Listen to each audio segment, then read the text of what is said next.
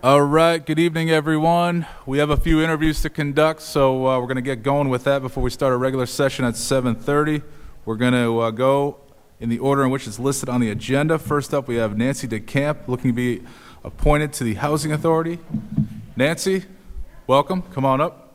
Microphone right here. Just stand at the podium, and you can push the button on the right.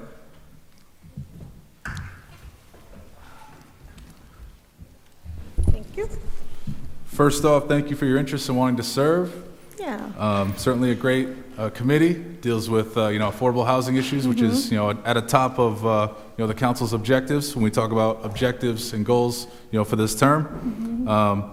But this is an opportunity for us to learn about you. We have your application, so if you just want to tell us a little bit about yourself, why you want to join, why you think you'd be a good member, and if you've been following it all, maybe some of the challenges or some of the achievements that the board has gotten to up to this point. Go ahead. So I think I've been there for, I want to say 18 or 19 years I've been there at the Housing Authority. So started off when we were really struggling, and my husband and I and our 4 kids were really struggling, and then we were able to kind of get there, get settled, work our way back up, and now I am a occupational therapy assistant. I work at Butler Hospital.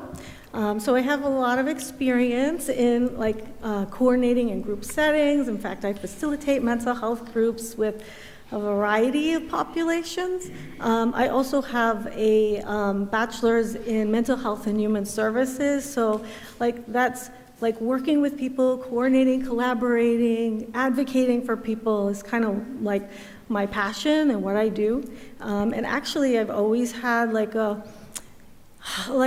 what's really touched my heart is homelessness and the unhoused. So when I first got out of college, I used to work for what's now Crossroads, but it was Travelers Aid back then. So advocating and helping and doing social work with the unhoused. So that's really an important cause for me.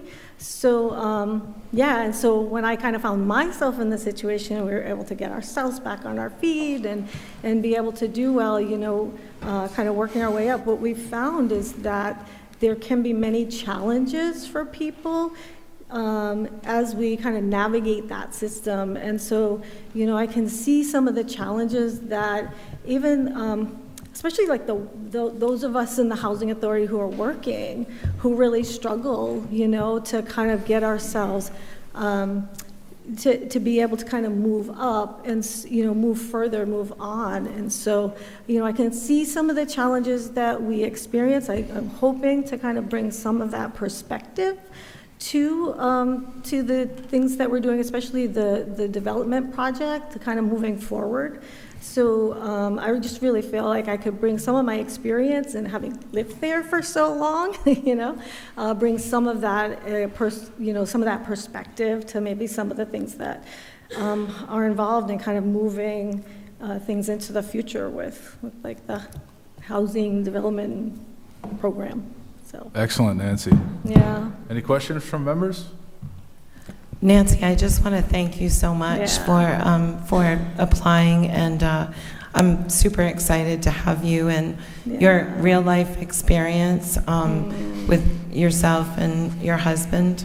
And I know you're both really awesome people and contribute a lot to our society. Especially Rhythm and Roots, that's where I know you guys from. Yeah. And any way that we can help in our community, we try to, So even within the Housing Authority, we're the ones. So my husband's a chef, so we're the ones that are kind of feeding. The kids will come by and can you want some of this? You want some of that? We're always bringing stuff to people because that helps to build community as well, and especially when you are. When you can help and have a positive impact on or be a positive role model for the youngins, the little guys, and you can kind of gain their respect, then you can also start to help, shape some of those ideas as well moving forward. So also that garden, the big garden there is being reactivated this year.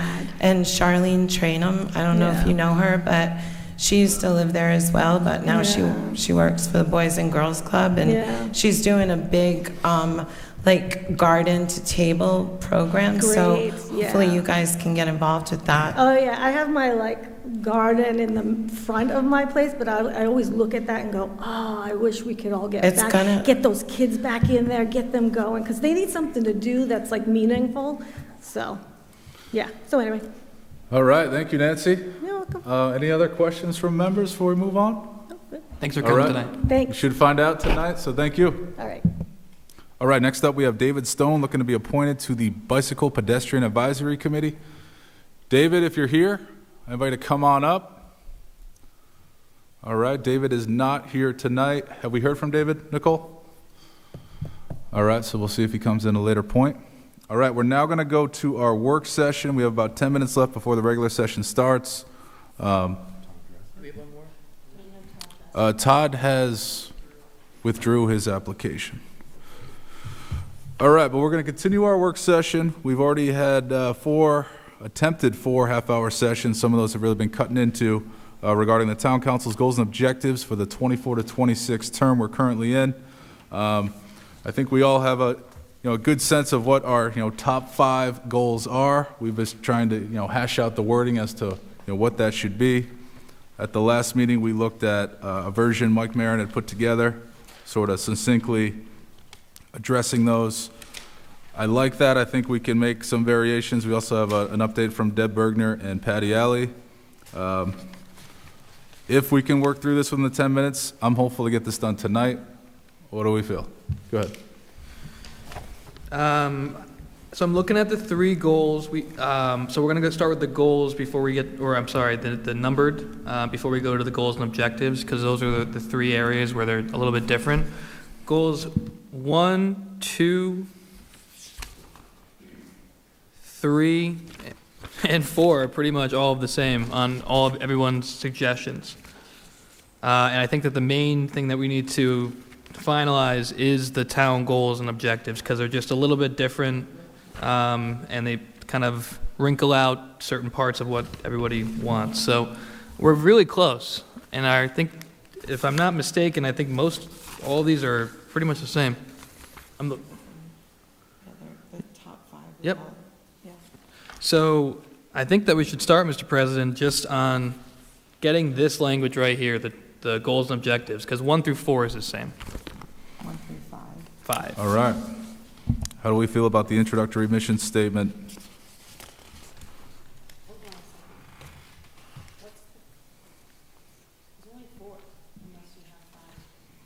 I'm looking at this. Oh, you're looking at that. Tax relief homestead exemption is number 5, and So Looking at the other documents. the one that Counselor Alley is looking at has 5. Number 5 on that one right there is the homestead exemption, which is number 4 for the rest of them. So I think we consolidated one. Yeah, there are many versions that exclude number 4 on the cover page, zoning ordinance. Essentially modifying our zoning ordinance to allow for more commercial and mixed-use zoning throughout town. I think that should be a goal. I think we've identified that as a goal. We just don't, we sort of have it as a, within other goals, but I think it should be separately stated. I agree. But you didn't submit any revision to that, so it's just, how do you want to say it? The only thing that I submitted a revision to was I just added, all politics are local, and in these extraordinary times, we are committed to responding nimbly to challenges as they arrive and doing whatever it takes. So I was just, that was for, you didn't submit an addition to the town mixed Well, my use. suggestion is just sort of break out that section in number 2 of Mike Maron's, where it says adoption of multi-use zoning ordinance, Tower Hill Overlay District to permit commercial property owners to redevelop to include housing units on their properties. In addition, expanding I see. commercial and mixed-use zoning generally where applicable throughout town. Okay, so you want to renumber that one as number 3, and then number 3 becomes number 4, and number 4 becomes number 5? Yes. Okay, you got that, Nicole? Sorry, we're moving now. I understood. So in terms of, So it's, so we need sorry. we just need a number 3 and then the bold. What did you say? Well, just for ex- regarding affordable housing, I think we need to maybe clarify that there are different ways that we're approaching our affordable housing goal, and also in that our affordable housing goal has now been updated in the 2030 plan. And so our goals, we're considered a moderate or modest growth. Our goal is like 470 units altogether, and 72 of them are to be workforce. So I think we need to update our efforts to be consistent with what we're being told by the state, and we need to have a holistic approach on all of it, not, the housing authority, the town properties, and the comp plans. So looking at your number 2, which kind of like outlines that, right? Supporting the housing authority's efforts to expand low and moderate income housing. That's kind of an expansion of the vice president's number 2, so potentially we could keep that third bullet of number 2 and add that into the final product. Would that make sense, Councilwoman Alley?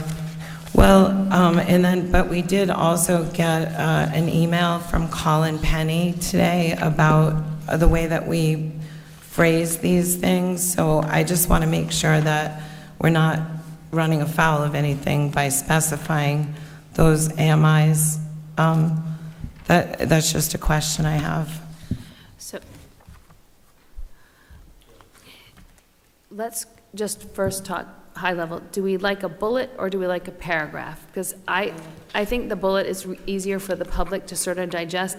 I think when I flipped it into the bullet, I kept all of Mike's paragraphs. So it's, if we could just either look at mine or Patty's as a version as just a template, so then we can just edit off that. Patty used mine and made additions. Yes. Because that came across in the email highlighted. I like bullets. So I don't mind either. I think for people to read, it's easier to go by a list. So it looks like we could just start at the beginning. Do we like the beginning paragraphs? Patty added that part about all politics is local, which doesn't bother me. I think you could just leave that out and just begin with, in these extraordinary times, we are committed to responding nimbly to challenges as they arise, period. So that's Succinctly. good, very succinct, Deb. Good? All right, so all I don't need three of a these, all three of these versions essentially have similar language in the message? Yeah, they're Okay. the same. I think she took mine, because mine came in on Monday. It looks like Patty looked at mine and then replied on Wednesday. Could I just ask, Mr. Veep, how do you feel? Because are you okay with us going with the language of the South Kingstown Town Council is committed to the responsible use of taxpayer dollars and to preserving and enhancing the social, economic, and environmental quality of life that our residents enjoy, and then basically on the second paragraph, it's addressing your first sentence, which is guided by the principles of the town's comprehensive community plan, we are entrusted to act as stewards of the town assets in long-term well-being. Accordingly, we have established the following goals and objectives for the 24-26 year. Are you okay with that? Yeah, I think it basically says the same thing. It's just different verbiage. I would agree with that. So All right, we let's- got consensus there.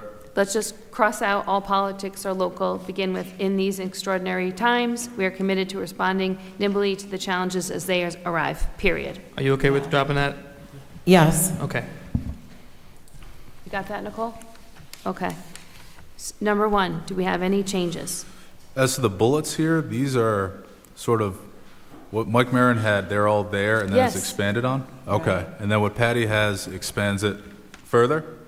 I think she just, if you had seen her email, she highlights, it's in our email, and she's highlighted additional, like, Okay. 2 or 3 sentences. I know. So I'm okay taking our bullets that we have, and then adding whatever bullets we also have that aren't included there.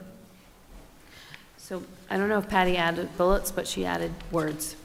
I just, yeah. Oh, okay. So I don't think you So changed. your version is his version broken into bullets. Her version is It's an words evolution. added to your version. Exactly. Exactly. Okay, I'm okay with that. So So we should all be looking at the one to print out from Patty, right? Yes. We're all in the Yes. same one, yep. Yes. Yeah, it's just, wasn't. So, do you want to, So I'm okay Flesh out- passing the version Patty Alley has drafted.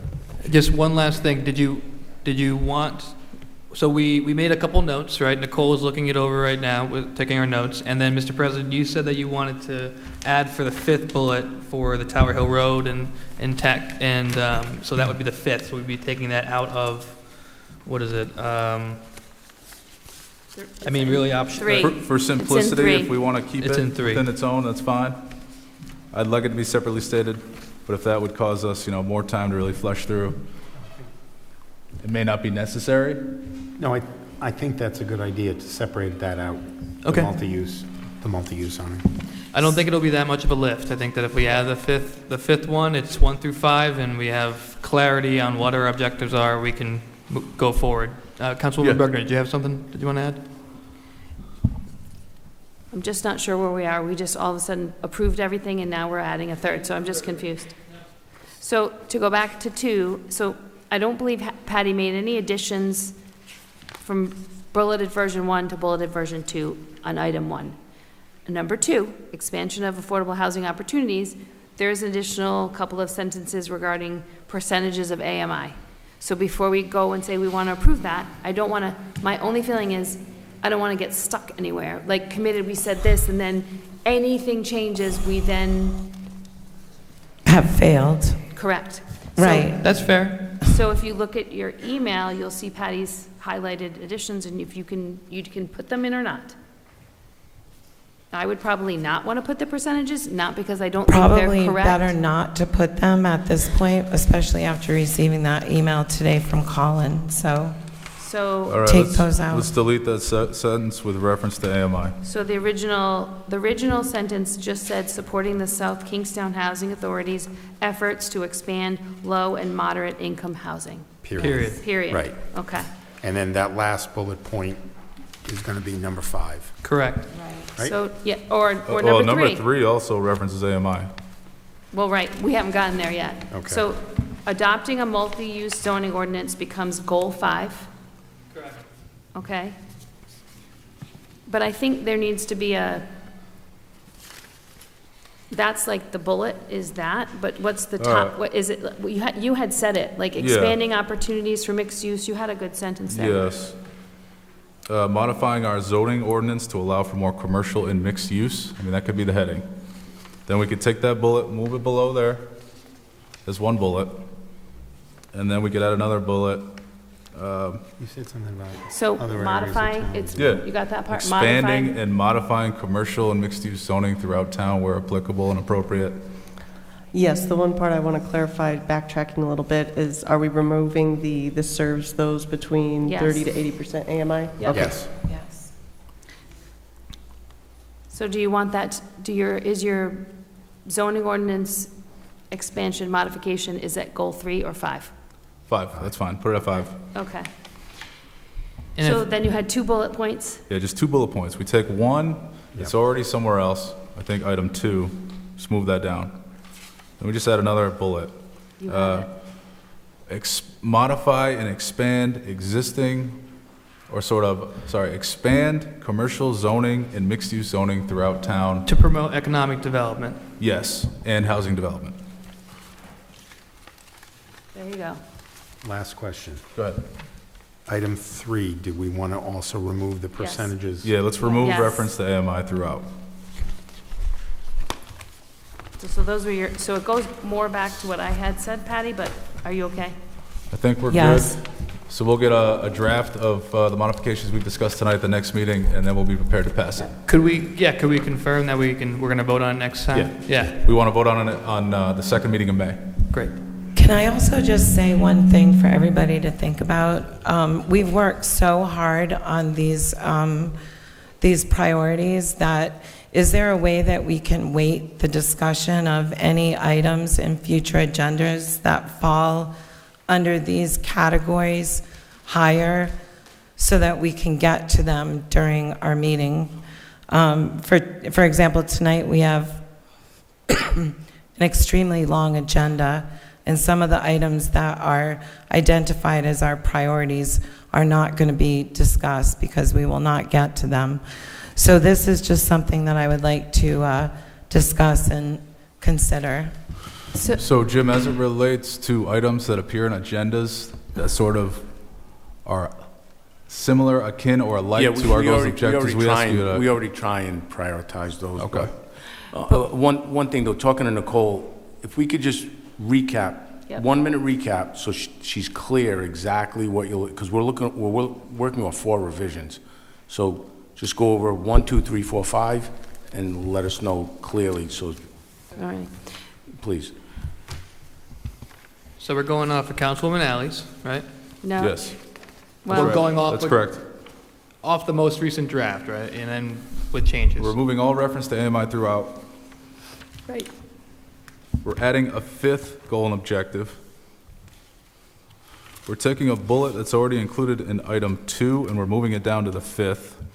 And we've created a new bullet for item 5, so it's 2 bullets. And I think that should do it.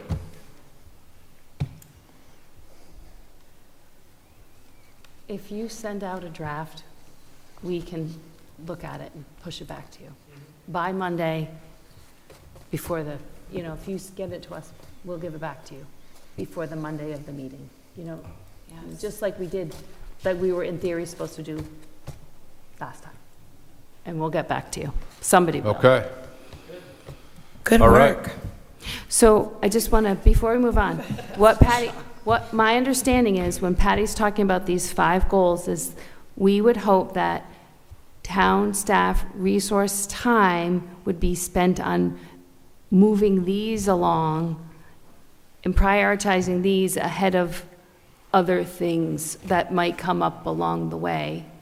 That's what Yes. she's saying. And so that they appear earlier in the agenda. This is like our dinner, and the other stuff is like dessert. We need to eat our dinner first, and then we get dessert. All right, I think we're all clear on that. All right, thank you all for waiting patiently. We're now going to start the regular session. Today is Monday, May 12th. We're here for a regularly scheduled town council meeting. First order of business, as always, pledge of allegiance to the flag. I pledge allegiance to the flag of the United States of America and to the republic for which it stands, one nation, under God, indivisible, with liberty and justice for all.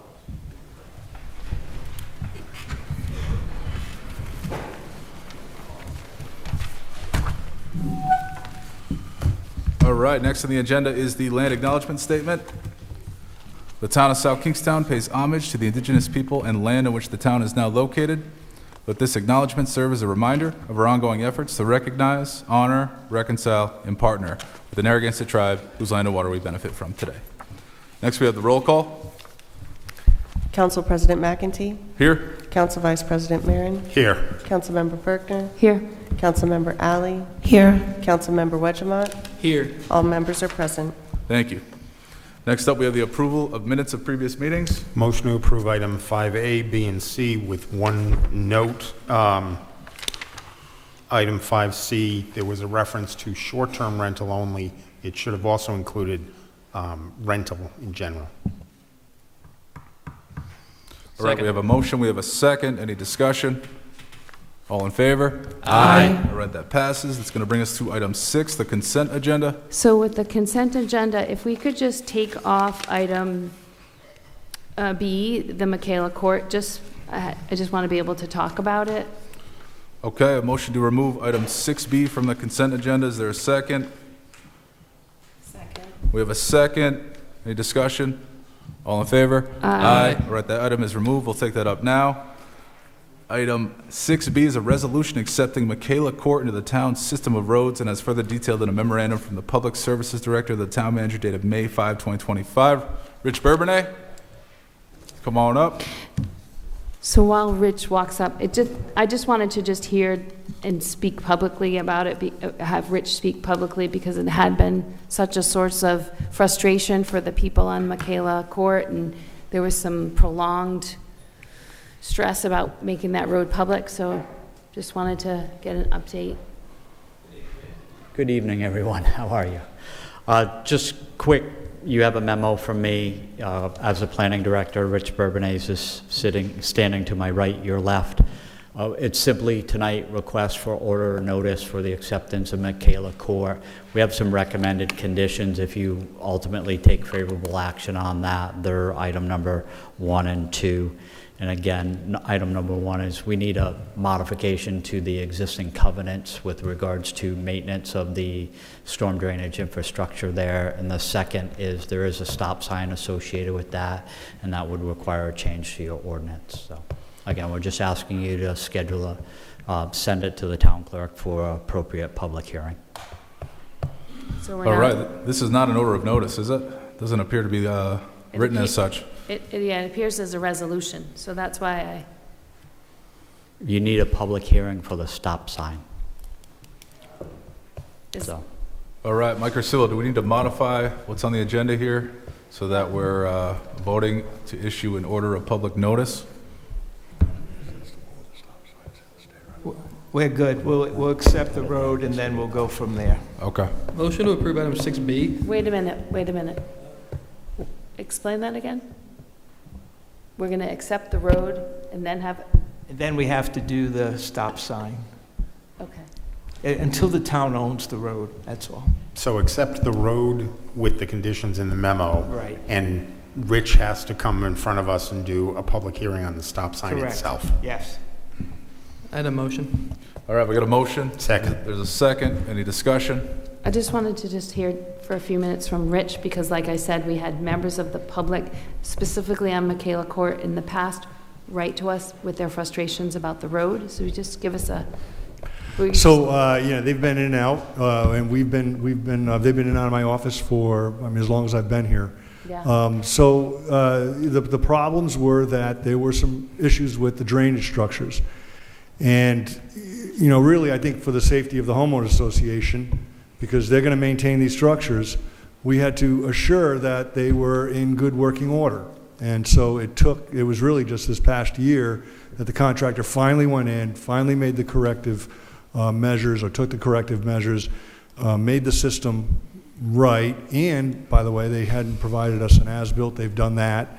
All the bounds and all these different things were all put in place. And, again, these things are to protect these homeowners. We don't want to, the acceptance of the road is an opportunity for us to make all those things correct. Right. Right? So that's why it's waited so long. All right? So everything's in place now. Thank you. All right, any other discussion? All right, we have a motion and a second. All in favor? Aye. All right, that passes. We're still at the Rich. consent agenda, item A and C. Do I hear a motion? Motion to approve the consent agenda A and C. Second. We have a motion and a second. Any discussion? All in favor? Aye. All right, that passes. This is going to bring us down to licenses. A is a resolution granting a temporary mass gathering permit to conduct the annual South County Pride Celebration on Saturday, June 14, 2025, from 10 a.m. to 7 p.m. at the Contemporary Theater, Main Street, to the South County Pride Foundation of Wakefield, Rhode Island, subject to the execution of a hold harmless agreement indemnifying the town. Application by Sarah Leclerc. Sarah, welcome. Hi, I'm actually Zoe, but hello, I am back here. I was here 2 weeks ago, so my name is Zoe Dellart. I am a board member of South County Pride Foundation. I was here to hear the, memo about the flying the pride flag in June for the event, and we had submitted also a temporary mass gathering permit, I believe on April 9th, but for some, mistake, it ended up not being on the agenda 2 weeks ago, so I'm here today to have that be heard today. All right. Any questions for Zoe? Just Go want, ahead. do you just want to tell us a little bit about what's happening on that night? Sure. So this event has been going on since 2021. It started out as a social distance car parade and has now grown into a full-scale event every year. Last year we had a really successful large-scale event that was super safe, super fun, and welcoming for everyone. We're going to model this year's event very similarly to last year's. It will be focused around the Contemporary Theater Company stage, in which we'll start the day with a car parade around 11, and that'll go kind of around High Street, Church Street, Columbia, and then back down on Main Street, ending at the Wakefield Elementary School. Then the rest of the day will be kicked off around the CTC main stage with lots of different performances from local bands, performers, as well as around 50 vendors, so local artists selling their crafts and different things. And then we'll have, just like a full day of fun and events. We end the day with announcing the recipients of our 2 scholarships for high school students who are graduating. And the event will end around 7 p.m. And then we'll clean up and everything. So yeah. We have one item that we wanted to just bring up with you. I'm not sure if this is the right place to do it, but in our permit, we had said that we were going to have 2 porta potties in the CTC parking lot. We chatted with them very recently, and they said that because there's a dumpster situated there right now due to some construction happening at where Phil's restaurant used to be, they're worried that the porta potties won't be able to get into that parking lot, and so they suggested that we request the town if we can put them in the parking lot behind All That Matters Yoga, which is a town lot. Apparently that's where they typically go for festivals and things like that, which is what the CTC said. So. All right, Nicole, can we modify this on the spot here? So since we're doing a hold harmless agreement, it's not really, the location of a porta potty isn't really part of the application itself unless it affects the public safety plan. I don't know if that needs to, no, I see Matt shaking his head, so I think we're okay. All right, we're good. So I have a Okay. question about the dumpster. Is that dumpster in the municipal lot? No. Jim, could you? So Patty put me on this today, to clarify this, so I can administratively, as a town manager, approve those porta potties go in a certain spot, which we will. So Rich Bourbonnais will go there and because Parks and Rec, DPW, police, everyone weighed in on this mass gathering permit, but this is an easy one, so we'll figure it out. All right, excellent. Thanks, Jim. Motion hear to a approve motion? item 7A. You got a motion? Second. We got a second. Any discussion? All in favor? Aye. All right, good luck. I'm sure it'll be a Thank great you. one. All right, it's going to move us to item B, a resolution granting victualling and holiday sales licenses to TRJ Restaurants LLC doing business as The Joyce, 195 Main Street, Wakefield. Application by Timothy Joyce, managing partner. Tim? How we doing? Welcome. Thank you. And you want to tell us what's going on? We all Yeah, have so- an idea, but We feel that the Joyce last name has deep roots in South Kingstown hospitality. In 1976, my grandfather, Vincent Sr., purchased what was then Kavanaugh's and turned it into the Joyce Family Pub, and it was a gathering place for decades down in Matunic. In 2003, my father continued that tradition by purchasing it and maintained it, the spirit of that community for 5 years before ultimately selling in 2008. And basically with this restaurant, we look to carry on that tradition and honor those and create a local gathering spot for everybody. all right, sounds great. Any questions? South Kingstown is a better place when someone named Joyce owns a pub. So, Thank you. welcome Thank back. Oh, I have a personal suggestion. Your upper room would be ideal for old-fashioned Irish sessions, Oh, and you'll get the Marins and the Reardons there. excellent. and the Gormans. Unfortunately, I had the pleasure of working with Vinnie Joyce at Hanson's Pub way back when I was 16 years old. That was a trip. That was a fun time we had. Motion to approve item 7B. Second. All right, we got a motion and a second. Any discussion? All in favor? Aye. All right, that passes. We'll get you up a little bit later for the liquor license. Solancha. All right, at this moment, we're going to move up new business item B and C. Tiger Patrick, come on up. Item B is a resolution adopting a proclamation recognizing May 26, 2025 as Vietnam Veterans and Missing in Action Recognition Day as follows. Whereas the brave men and women who served in the Vietnam War displayed unwavering courage, selfless dedication, and profound patriotism in defense of freedom and democracy, and whereas South Kingstown recognizes the tremendous sacrifices made by Vietnam veterans who endured harsh conditions and challenging battles while answering the call of duty with honor, And whereas many Vietnam veterans returned home to a nation that did not always fully acknowledge their service, and it is our responsibility to express gratitude for their enduring contributions to our communities and our country.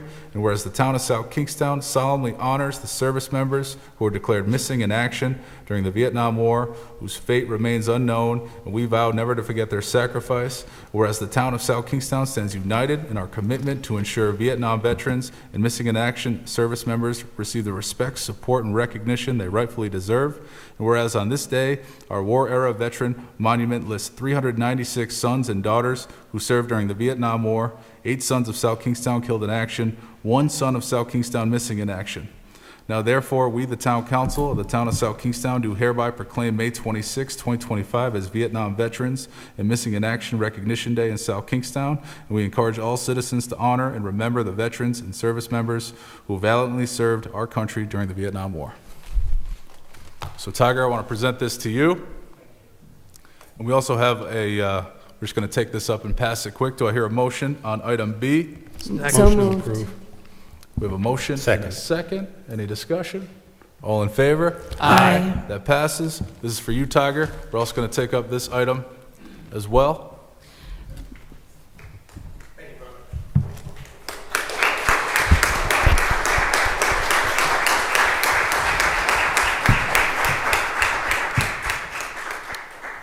So now we'll jump right to item C here, which is a resolution authorizing use of the town seal on the challenge coin for Vietnam veterans as requested by Tiger Patrick, Veterans of Foreign Wars, Post 916 Auxiliary.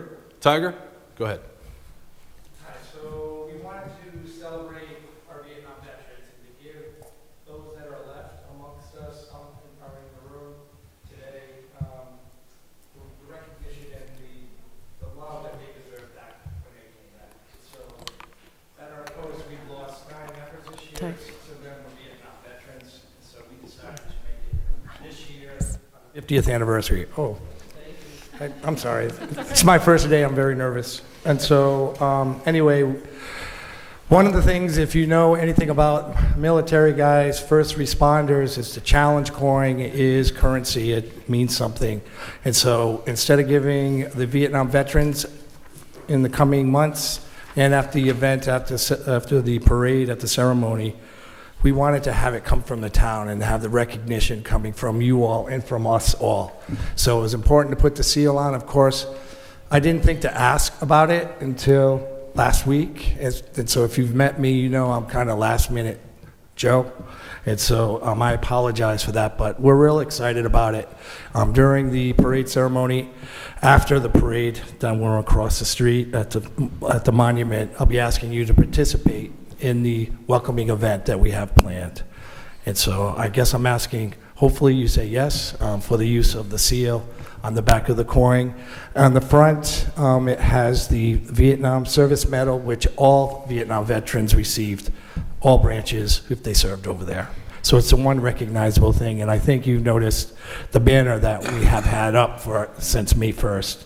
It'll stay on for the whole month. We're real excited about that. A lot of reception from that. A lot of excitement, too. So I have a question about the town ordinance. Maybe it's for the solicitor. So I feel like the town seal has an ordinance that it can't be used. I didn't see a memo about. You can, and you've done it in the past. You did Okay. it for the 350th. Yeah. So it's just, there is an ordinance that, because everybody can't use the seal. No, They- you have to give permission. Right, so this counts as I just want to make sure you're all nice and legalese up, Tiger. Okay, so we just have to vote to approve?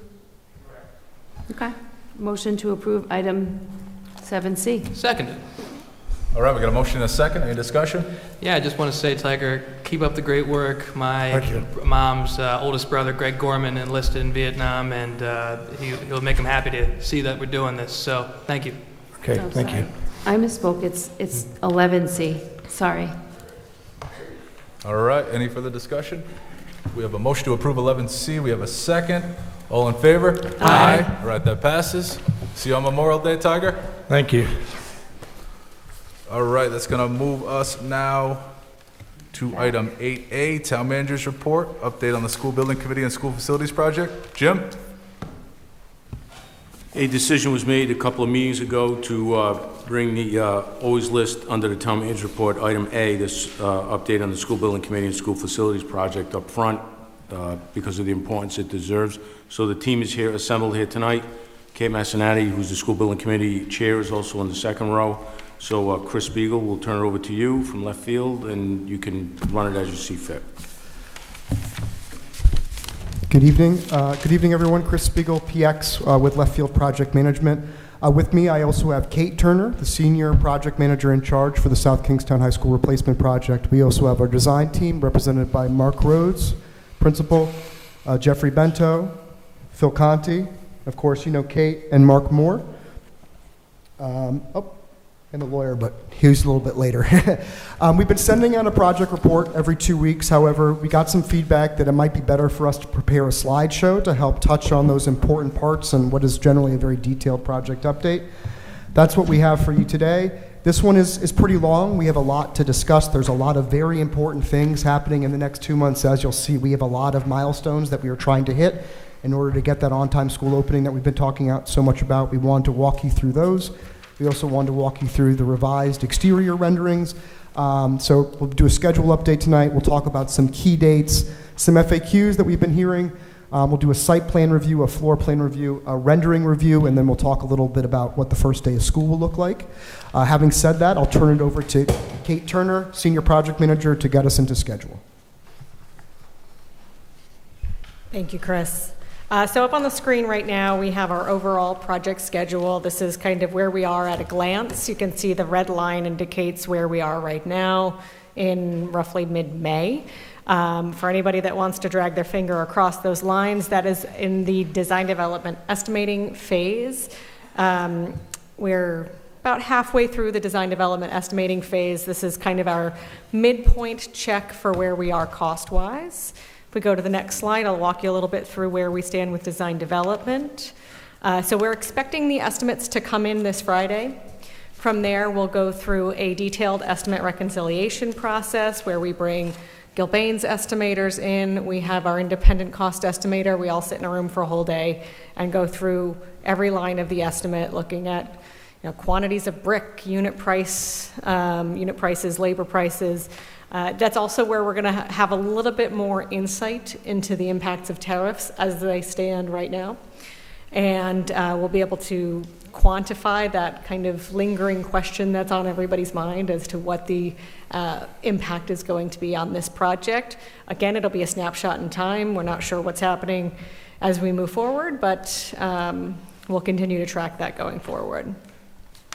So design development approval milestones. We're looking to present to the school building committee on the 29th. It's going to include the final floor plans, exterior renderings, cost estimates, schedule, everything relating to the project at that phase in time. School building committee will then make their recommendation forward. After we've reviewed it with the school building committee, we are going to hold a public engagement session where we are reviewing the plans and costs with the public. Following that, on the 9th, we'll be coming back in front of you all, requesting approval of the design development documents. And then, just based on the way the schedule worked, going to the school committee on the 10th. Following that, we will be submitting our design development packages to the Rhode Island Department of Education. This next slide, there's a lot packed into this one. It's a lot of text. We've been working since schematic design on how to accelerate the schedule, and we've talked a lot about this in these meetings. This is really our attempt to inform you guys of the path we can take and how you all can be as informed as possible and be of assistance to us in being able to accelerate our schedule to get us back to a first day of school opening of 2027. So I'll walk you through a couple of those really important critical steps that'll get us there. Going back in time, on May 8th, we engaged Rhode Island Energy to talk about our temporary power of refeeding the existing high school to be able to mobilize this summer for a construction start date. This will help us refeed the building and be able to relocate the existing power. On the 19th, We are submitting our application to the Rhode Island Department of Energy Management or Environmental Management. That is for our stormwater permits through the state. That is a very critical item for us. We cannot get building permits without it. We cannot get planning department approval without it. So that is the timeline. We'll be submitting our final designs for the site.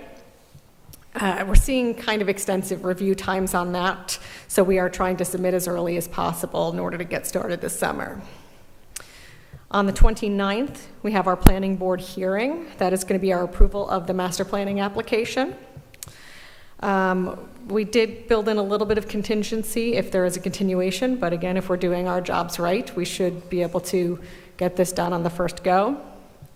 July 1st is the submission of our foundation's permit. We moved that up a little bit to give the building department a little bit of extra time as we move through the rest of the approval process. The building department will review that. Again, they cannot give us sign off until we get our planning board approval and our Rhode Island RIDEM approval, but they can begin their review process prior to that. So that's where we're hoping to have a little bit of overlap there. July 14th, that is the potential approval of our site enabling contract. So part of our procurement strategy to get us back on schedule is to have an approval of the contractor to start their site enabling work. That ties into our, what does it look like on the first day of school? We want to get as much disruptive work done over the summer as possible, which means we'd like to start as early as possible. So we'd like to work to approve the temporary power relocation that we've just engaged Rhode Island Energy on. We'd like to approve the temporary roadway, which will be temporary parent drop-off. That way that traffic flow is established on the first day of school. And get our fencing started. We have roughly a mile of fencing to put up. That does not happen overnight. So we want to create as little disturbance to the school operation as possible, get this work approved as early as possible. So we just wanted to put that on your radar as we move forward into July. July 21st, we'll be doing a negotiation for our early GMP. That's what we've discussed, our site work, our structural, our steel, concrete, and long lead time items like electrical switchgear in our first construction contract. So that negotiation period will start on the 21st. We'll have some bid pricing back from the bidders and be able to start working to pull together that construction contract. On August 7th, we'll be asking for a school building committee recommendation for that construction contract for that early scope of work. And on the 11th, coming back in front of town council to ask for that approval for that contract as well. And a notice to proceed for construction to start on August 12th. So that was a lot of information to soak in, a lot of work to happen prior to the first day of school, but it's a lot that's going on between now and then, and it's a lot of involvement that your groups and multiple groups in the town are going to have, and we want to make sure you're involved and engaged as early as possible. Just to jump in real quick, you've asked us consistently in meetings, what do we need help with? How can the town council help out this project? How can we get back to that opening date start? We wanted to put all of these important hurdles that we have to go through on this plan so you guys could see all of the steps that we must clear in order to bring an on-time opening. The next slide's going to have even more with the Department of Education, but we wanted you just to see what kind of a task this is. The type of task hasn't changed from the beginning, but in order for us to get an on-time start, we really can't have any of these dates slip whatsoever. So this is our way of presenting in a visual manner sort of all the work that's going to be happening in the next 2 months to prepare the town council to help us in any way they can. You're welcome.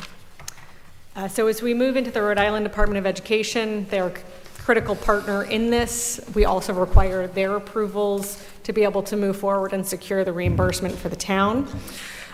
So we are continuing to engage them on a very frequent basis. We're having more meetings than we have in the past, but we're keying them in as detailed as possible. So we meet with them earlier this month to discuss our GMP strategy, which we just presented to you. That's the way in which we're going to approach our construction contracts, some of those early release packages and early contracts in order to maintain schedule. So it was communicated to them the importance of schedule when discussing that construction contract.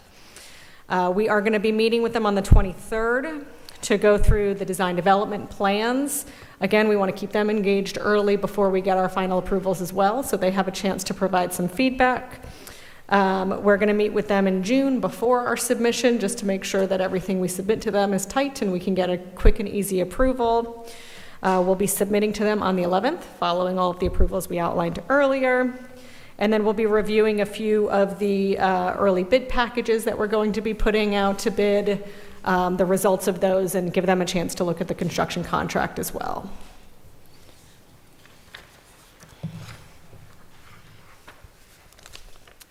So these are a couple of the heavy hitters that we've had the last couple of meetings.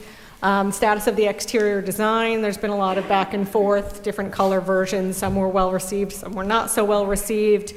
We do have updated renderings that were previously presented on the 1st to the school building committee. I'd like to present them to you tonight, as well as updated floor plans. I do think the color palette is much more aligned with South Kingstown, with the surrounding community, with the neighboring Hazard building, and the overall inspiration images that were originally part of the visioning. So I'm pretty excited for SLAM to show you some of those. I think they're much closer to where we need to be. Impact of tariffs, we talked a little bit about with our cost estimating. We will have a better cost breakout of it after we do our estimating exercises. Status of the Curtis Corner athletic field. I wish I had a more in-depth update for this one, but right now we are taking a brief pause to evaluate the total scope of work there and how it will be approached with all of the work we're doing at the high school right now. We really need to focus on that effort. We do still intend to move forward with the project at Curtis Corner. We do still intend for it to happen alongside the high school. We just want to make sure we have the right project for Curtis Corner. What to expect on the first day of school 2025. At the end of this presentation, we have our site logistics plans, where we'll be showing the construction fencing. It'll show where the parent drop-off is. And again, this is contingent upon the approval of the site enabling package that lets the contractors get started on putting the temporary roads and the fencing and the temporary power up. But at the end of the day, we do anticipate opening school on the first day with all of the construction site work outside of the fence complete, and they're focusing on the work inside of the fence. Additional environmental studies. So this is an important component of the project that we haven't touched on. We've touched on a little bit, but not in depth. We completed soil borings at both the high school and the Curtis Corner sites. They did some groundwater sampling on both sites as well. And we're waiting for the report back. Essentially what that report's going to tell us is if there are any concerns with what's in the soil based on any historical use of the site, and what the soil composition is. And that guides us into how we need to dispose of soil, either off-site or keeping soils on-site. So it is impactful to our cost and schedule. So this report is a pretty important key element to our site package, which we want to bid out early. Sure. So just one thing I want to add. So what are the types of things that we're looking for? So the school originally had some underground storage tanks, just still number 6 fuel oil. Those were closed properly. We do have the closure reports, but it's just part of our due diligence to make sure that there's no seepage into the surrounding soil. Why is this so important that we do this due diligence? Well, if we don't test and then later we're trying to move soil off-site and it does come back with some contaminants, that's Newport. That's when you have that giant pile of dirt that can't be moved anywhere. It takes a few months to go to the Department of Environmental Management. So this is another example of us spending a little bit more time up front, maybe a little bit more cost up front doing these samplings to protect the project from delays further downstream on the project. When would you do those soil samples? Already done. Already done? They're done. We're just waiting for the report. They're at the lab getting analyzed currently. So what's not on here, but we will also touch on later in the presentation, just on our FAQs, they came up very recently. We want to discuss a little bit about When we look at our exteriors, the glazing, we have a lot of glass on our building. There was some public correspondence that we want to address as part of our design presentation relating to the amount of glass, the maintenance effort relating to glass, and then the impact on heat gain and heat loss from where that glass is. So our architects will touch on that during the design presentation. And then the project labor agreement is also going to be later on in the agenda, but we do have Attorney Dylan Conley here to talk about the recommendation for Gilbane to enter into a project labor agreement as we bid out the projects. So before we turn it over, the site plan over to Mark Rhodes and Jeffrey Bento and Phil Conti to walk us through it, just one last thing about the glazing. As you saw on those slides that listed all those dates, there are a number of what we called authorities having jurisdiction that have a hand in this project or have a spoon that is stirring the pot. It's important to, again, reiterate that RIDE is one of those people, and RIDE has pretty strict daylighting and natural lighting requirements that we also have to be mindful of when we're designing buildings. So I did just want to put that out. The educational and the authorities having jurisdiction reasoning behind glazing in specific areas of the building. So with that, Kate, if there's nothing else, we'll turn it over to Jeff, Phil, and Mark Rhodes of Studio Jade and SLAM Collaborative, respectively. Oh, sorry, that's a great, thank you, Kate. Before we get into the design, any questions on what we presented thus far? I was at the beam raising for Spaziano Middle School in Providence the other day, and it just got me very excited about our groundbreaking coming up and our beam raising for South Kingstown eventually. And I'm glad that you took the feedback on the tangibles, right? The tangible metrics of what we need to do as a town council. So we got our marching orders coming out for the next few months to get us back on schedule. And after months of continuing to ask you, Chris, what are the details of what we need to do, this is much better. So I'm glad to hear that. And you're meeting with RIDE on the 23rd?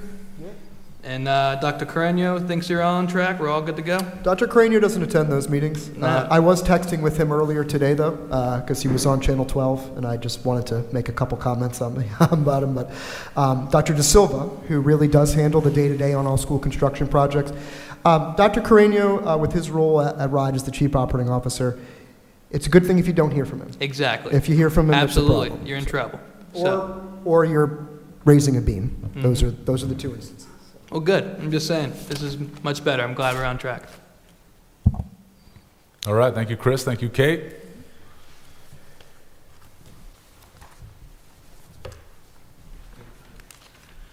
Good evening, everyone. Philip Conte with Studio Jade, and I just want to take a moment to bring you up to speed on our process with site planning and approvals through the Planning Board in South Kingstown. This is our current site plan. This is the plan that we will be reviewing with the Technical Review Committee of South Kingstown on Wednesday. It is the plan we will be presenting at our hearing on May 29th with the Planning Board. And I just want to take a moment to explain it to the community and yourself again. So let's begin by orienting ourselves in the lower left-hand corner. That is the existing Hazard building.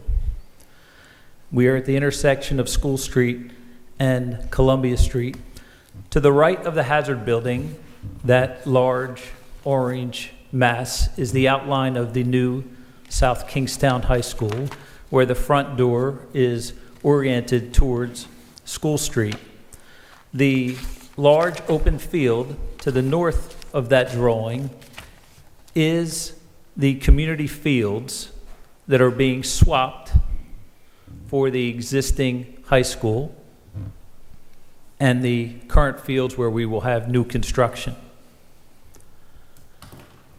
To the far east, on the right side of the page, that rectangular box of parking is dedicated for staff. We anticipate student parking to be along the long bar that you see to the north of the page. And at the main entrance of the school, there is a row of visitor parking. We have multiple entrances to the site, some dedicated to parent drop-off. That comes off Columbia Street and goes along the rear of the school. We have a student entrance, likely the northern egress point along Columbia Street to the student parking. Our bus ingress and egress is along School Street, and the buses that do serve South Kingstown High School will stack along the front of the school. And then, of course, the access point to the hazard lot. So we have a traffic consultant that is looking at the impact of these entranceways, keeping in mind this already is a developed site as a school. It was a much larger school with much greater traffic than what the new school will have. But this traffic pattern has been reviewed with the administration, with the police department, the fire department, and certainly planning has been participating in it. The administration and staff here has been very helpful in guiding our site civil engineer, our landscape architect, so that we are properly managing drainage, etc. I'm happy to answer any questions you have. Certainly welcome you to the public hearings that we'll be having regarding the site. I was just looking at the plan. I wasn't sure I heard you correctly about the buses. They're going to enter from where and exit from School Street, but I didn't get the beginning part. Sure. Thank you, Chris. They're They will gonna- enter along Oh. School Street, stack, and then exit. Okay. We are separating parent drop-off from bus pickup and drop-off. Okay.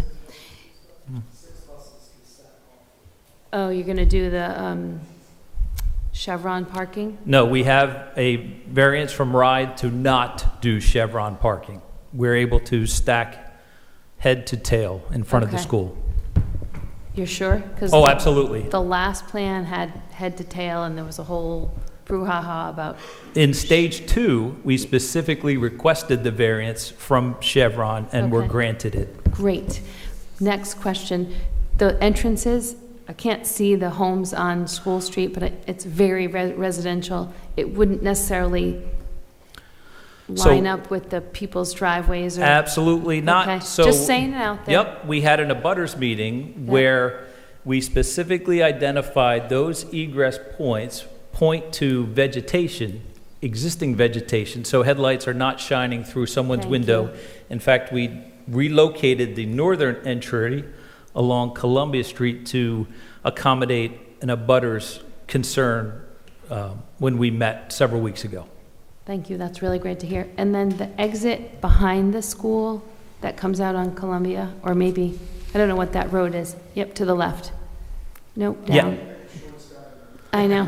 Behind the Hazard School, there's it looks like a double lane road, but I know that's not that. What is, That is the existing entrance that we are going to be reusing. you're going to be reusing that? Yes, Okay, and improving it. okay.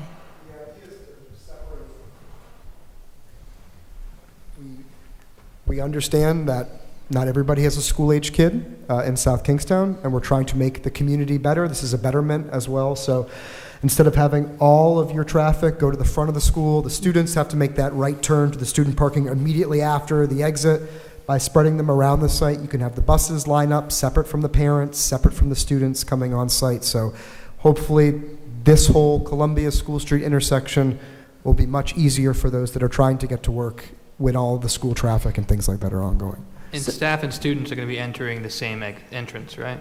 Students are going to come in Columbia Street, and the buses are going to go in school? But what about staff? So staff's going to come in through Columbia Street, go all the way down and park on the right side behind? Yeah, well, staff can enter from School Street or Columbia Street. So they can enter on the bus side as well? Oh, absolutely. Okay, And make their way to parking. sure. The students, we anticipate using the northern entrance to get into the student parking lot. And then during pickup and drop-off, buses are along School Street. Parents are along the back coming off of Columbia. With a very long queuing lane so that we're not backing up cars onto the streets. Oh, okay. Interesting. So just one question about the student parking lot, and they're coming in, whatever, from either School Street or Columbia. They'll have to cross once they park back into the school. Yes. So How will you make that, I feel like that's where someone's going to be distracted and someone's going to be crossing the road. What assurances about safety coming from the parking lot to the school would be in place?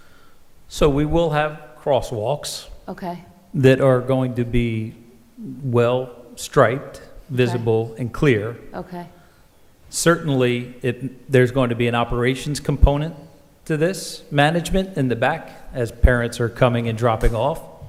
And it's likely that those will also be slightly raised to, slow traffic down. okay. Thank you. Thank you. I do want to thank you for putting all these documents on the website as well. I believe that these are all updated, so Are it's. they? Last week it was all not updated. It looks like, I'm So- having, So they are. Yeah. So these were approved by the school building committee on Thursday. So Okay. that's when they became public documents and they went up on the website on Monday. yeah, I want to thank you because it is way easier to look at them on the computer than either there or here. So I just want to tell you guys. Thank you. Good. Thank you. All right, thank you, Phil. You have a few more slides, though, am I right? Yes, and I will defer to my peers. Well, Before you go, Phil. Yeah, Before you go. Before you go, Phil, the last school building committee meeting, there was some discussion and concern from a resident about the perimeter fencing coming down, and it sounded like there was a gap before other fencing was going to come up, time gap. Can you explain that a bit?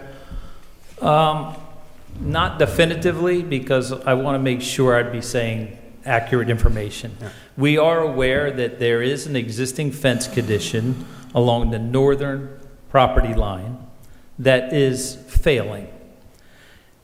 That is on the other side of the existing school. Right. We are proposing new fencing in our design development submission that's currently being estimated. When any fencing would come down, I would have to get back to you on the proper sequencing. I do not expect any fencing to come down any sooner than it needs to. I think that was the resident's concern, and it was the northern perimeter that she was discussing. Thank you. Thank you. Thank you, Phil. Thank you, Phil. Mark Rhodes, design principal with SLAM.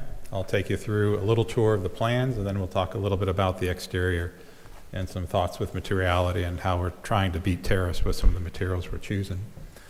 As you look at the footprint from our SD package, we're about 10,000 square feet less on the main floor, which is a big deal. One of the things that RIDE has been pushing all architects within the state is shrink the amount of horizontal construction. Go a little more vertical with the building. We're 3 stories at its highest point, not too dissimilar from stage 2. But we've been able to compress the footprint through good design and working with your staff and the school building committee. We've been able to find planning efficiencies, which we're able to maintain some of the things that we have been wanting to, like the larger theater, the gym. We do have, which is making Chip, the principal, very happy, the south entrance and the north entrance. So as buses drop off on the south, parents drop off on the north, kids are coming into the same location. It's easy to secure and monitor what's going on. So after hours or during school operation hours, when people have come in after that first 15-minute period, the doors get locked. That south entrance becomes the secure vestibule if I'm coming in as a visitor. So administrative suite, nursing is there. We've kind of listened to staff. We have the nurse in a location. Should there be a sick child, they can egress out through the door, not the main door, come out through sort of a side door by the theater. It just makes a lot of sense given the world we've lived in the last few years. We do have the academic wing off to the left that starts, those glass doors there secure that down. There are special ed components in there that have to be on the first floor. In our meetings with Dr. Da Silva, we have scattered some of that special ed space throughout the building, as well as some of the CTE program spaces.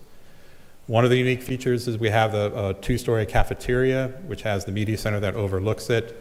Is that light blue, looks light blue to me, box right there, where Luke has the hand going. The servery is off to the right. That gives you a lot of opportunities. I'm waiting for my parent. It's raining outside. I want to hang out inside until they come. I have that opportunity. Think about community events, approaching the building. This building needs to be extremely welcoming for your community. So that's how we've planned it. Now we've worked the site design to accommodate this.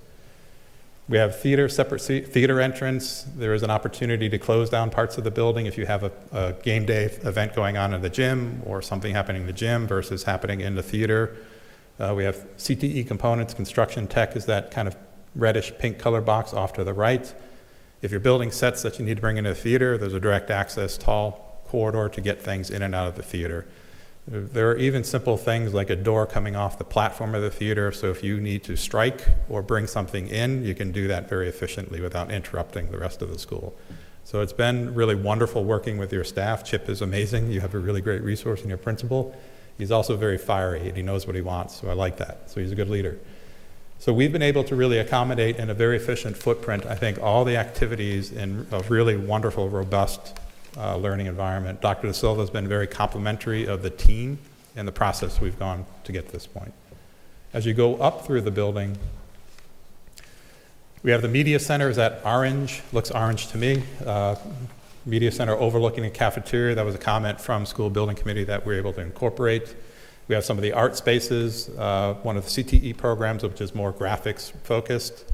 Classroom block off to the left. The blue spaces are meeting spaces. We have teacher spaces. One of the things that every district is struggling with is teacher retention. So we look at their workplace strategy, how to create an environment for them outside the classroom that they can get away, do their learning plans and their social aspect of being a teacher in a high school, which is very important.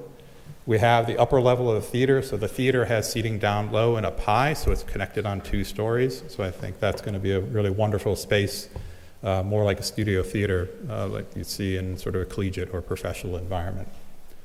If we go to the upper floor, we have all the sciences. We heard from the faculty, the teachers loud and clear, get us all on one floor. We were able to do that.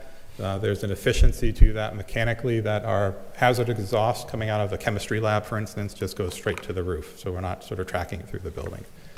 We have classrooms on the left-hand side, more CTE programs, mock pharmacy, some nursing labs. There's a lot of really wonderful first-in-kind spaces within the state that are going to happen in this facility, so I commend your team on that. And now we get to any questions on plans before I go to the fun stuff. Yes, please. I feel like at one prior meeting, maybe it was Phil, said teachers really need access to a bathroom that's convenient. I knew you meant, when you said the teacher retention spaces, where's the teacher bathroom, the faculty bathrooms? Yeah, so we typically don't put the teacher bathrooms in the teacher workspace. It's just not good socially. It happens right outside that. So in that center gray area, there are 2 small single stall restrooms that are doors that are closed off. I can reach. Phil. No, that's what I guessed. I know, sorry, Chris. That's what I guessed they were, but I just wanted to make sure because I feel like that was the feedback, is that they were traveling a long way, even at the elementary level, just to find a bathroom. It is. Their time is tight, right? Yeah. I think the other thing that we've been looking at with CHIP is bully-proof restrooms. So the restrooms have sinks on the outside, single-stall restrooms with vape detectors and all the types of things that we have to do nowadays. Yeah. But we don't like dead ends in restrooms anymore because kids can get trapped. We want the ability to move through very quickly. So it's really works out really well. That's the bathroom? Yeah. For the students to use? Yep. So it's an all-gender bathroom? It's a gender-inclusive bathroom? Yep, so it's single stall, floor to ceiling. So once you're in there, the light goes on, it's red. If you're vaping in there, another light goes on. Okay. And then it's like communal sinks. Anyone can use the sinks. So one of the things that we've, in our work across the country, that typically bad things happen at sinks, and bad things happen at sinks with mirrors. So you stop the bullying by making that a place where kids wash their hands and go back to class. You want the teacher's eyes, you want administrators' eyes, principals, vice principals looking at what's going on. Mm. There've been a lot of studies around restroom design. I have a question on the first floor page. Up at the top where it says construction tech courtyard, and it may just be the way the drawing is set up, but can you discuss whether or not that's open to the back lot, or what are the security issues? So the dotted lines represent the fence line Again, I'll point. Okay. just to- Yeah. Up there and up there. So the idea is that if I'm building something bigger in a construction tech, the door opens, I can roll it out into that courtyard, I can store wood there. What we don't want is that to be unsightly and not collected. So it's behind a screened area. I'm more concerned that there's no direct access to it from the parking lot. There are curb cuts, so you can make that. There are, Like if you, Curb cuts. like a curb cut, like you can roll a little ramp, you can roll something in. So if you have a truck there that you want to unload wood, you put it on a cart, a dolly, it just rolls right in. So is it just open? It's open to air. There is no roof on that component. No, but can a kid from the parking lot walk No. into the courtyard? No. Okay, thank you. No, not unless they're allowed to be there. Not unless they're allowed to be there. They're directed. Somebody has to let them in. So if they're bringing material in. Thank you. Yeah. Just a couple quick questions. Third floor is specialty learning, specifically what? Red? Yeah, so specialty learning, it's health, well, called health science and biology on the right-hand side. Sure. And then we have more plant-based or growing-based things on the left-hand side. So you've got one of the most popular programs that are dealing with nutrition, plants, that happens in the current greenhouse, the little hoop house you have now. We want to maintain that. So that's kind of a dedicated lab for that function. So that's why it's part of a CTE program. Gotcha. And this may be a silly question, but definitely kids never climb onto buildings as kids. They never do that. We have a 3-story building here. What's the first floor to the ground? First floor, 16 foot each floor.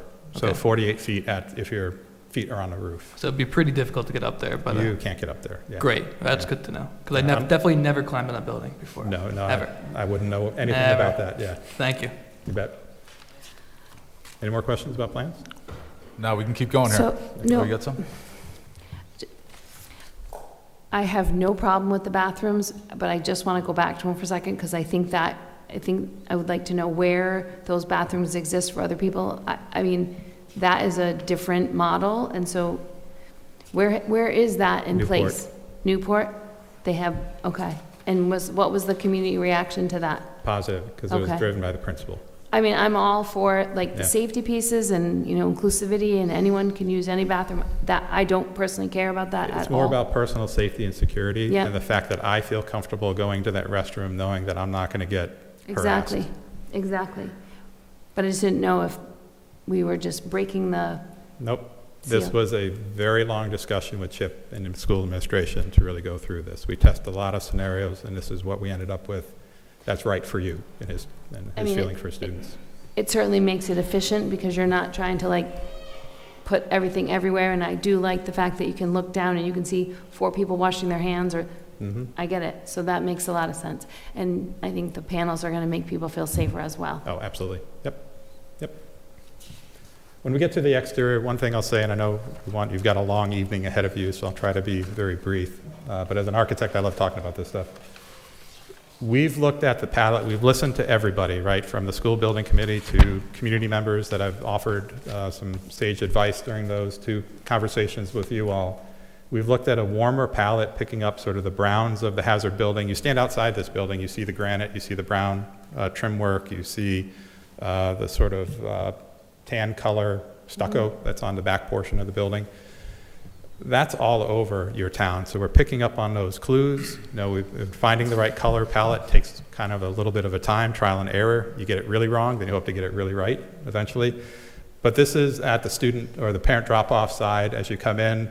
The cafeteria are these, I'm going to point just to make it easy. Can you make that bigger on a screen though, Patty?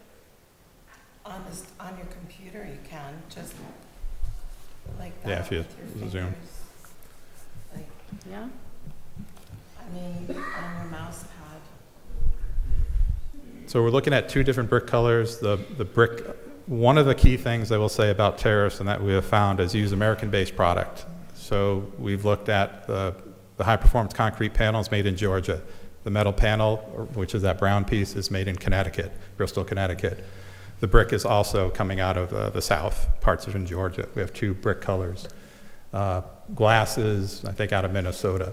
So getting materials that are fabricated here and product sourced here, the raw materials to make those products, is what we've been striving to do, and that's what this represents, to really try to beat that and hedge our bets.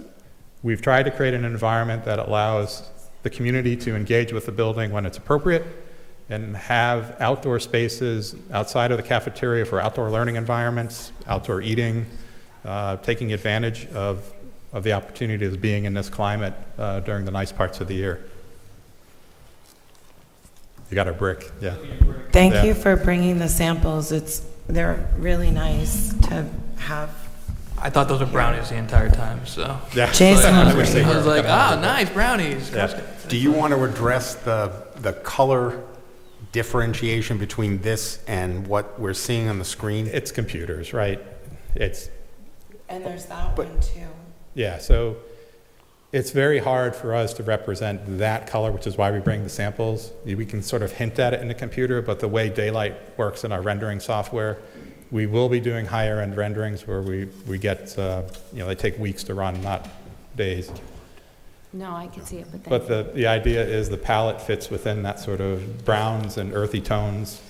2 different color bricks, 2 textures. We play with that a little bit just to get the shadows to work around the windows. I do want to address the glass, and I think I've said this before in different sessions. The average high school building in America that's done today by a current architect has about 35% glazed opening, transparency to solid wall. We're right at that target. What RIDE forces us to do, rightfully, is to make sure it's in impactful places for students and community engagement. For instance, the theater has some glazing, but it's much, much more reduced than the cafeteria would be. Glazing on the north is incredibly easy to do. That's the reason why artists like it so much. You have no solar heat gain and very little heat loss through the glazing. We also use a high-performance glass. It's argon-filled, has a low E coating, and we use a frit. If you look at glass is made up of panes. The number 3 surface gets a frit that's bird-friendly. It stops birds from thinking that, hey, I see another bird, I'm going to fly towards it and smack the glass. So all of our glazing is bird-friendly, because I know that's become an issue in a lot of communities. We just did that in Newport. No dead birds to speak of yet. So I think that's working. So I think we have an appropriate amount of glass. The way we design the systems and run the energy models with Studio Jade, we're very comfortable. It's an extremely high-performance building. But that transparency is vitally important to the educational component for your students. Without it, you need access to daylight. That's part of you being a human being. So I think we've got the right percentage of it. And we'll continue to work it based on an energy model and costs.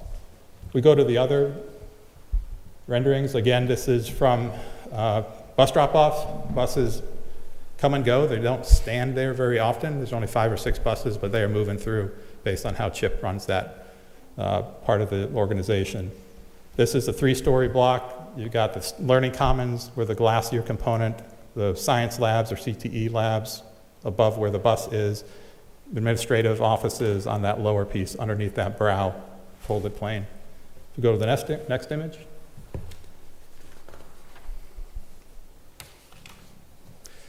One of the things that we want to do is provide a little bit of garden spaces. These are a lot for your students that can be out there if they're allowed to be out there. But really, when you think about an event in a theater at intermission, I could come out and hang out in this little garden space. Some of the plantings there can be sort of more native to South Kingstown, so you can kind of make that part of the educational component. Very simple, subtle things to do, but have a big impact as you think about how this building meets your town at grade. Like I said, I could talk for days about this, but any questions about the exterior? Super simple. Oh, I'm sorry. We have flat roofs, right?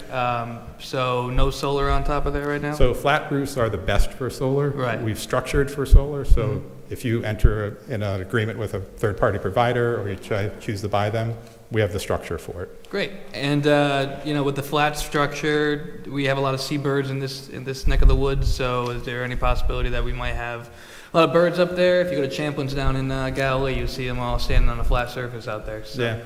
We haven't had that issue, believe it or not. And I was in Newport last week and looking at that, the same amount of birds, right? Same birds flying around. Not an issue at all. A lot of times the mechanical equipment on the roof makes a frequency that they just don't like. So it's that kind of buzz. Cool, thanks. You bet. My question was about the solar, so thank you for answering that, because that's important. It's an important community value, and we like to be that. So just the colors, so we shouldn't pay attention to the tones are incorrect, but Right. If you want to look at color, the best representation is what's in front of you. those are not the same too? Are What's they the that? same color? No, they're different. Two different. They're subtly different, but they're two different. I see. Now that they're together, I see that one is different than the other. Is it possible to put a little screenshot of the samples of them on the webpage so that? We can. The color's going to be a little off. You know, if you have a Mac, you'll see the color better than guys with a PC for work, because Mac handles color a little bit better. But we certainly can do that. We have no issue with that. I mean, I feel like, so there's Yeah, let's do that. Let's add that. We could probably leave them on display somewhere in the town hall, maybe. And we will be doing a full material board at some point for exterior and interior materials, and we typically make a board so you can have that on display with the renderings. Thank you. Excellent. And you got one more slide here? Do we have one more? yeah. So all of the blue that we had seen in previous versions, the blue, there's no blue. The only blue you'll see is on the inside of the building. So, Is that what I'm yeah. seeing on the inside of the Learning Commons? Yeah, It's like so- the decor? Yeah, there's a little bit of that blue. Your blue is so intense, so I have to be careful how I use it. It's not a great blue for architectural products because it's very rich and saturated, but Chip strong-armed me, so we will have some blue in there.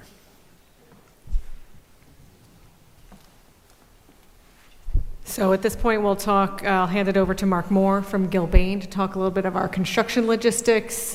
This right here is the intention for our first day of school of 2025, the way that it's set up.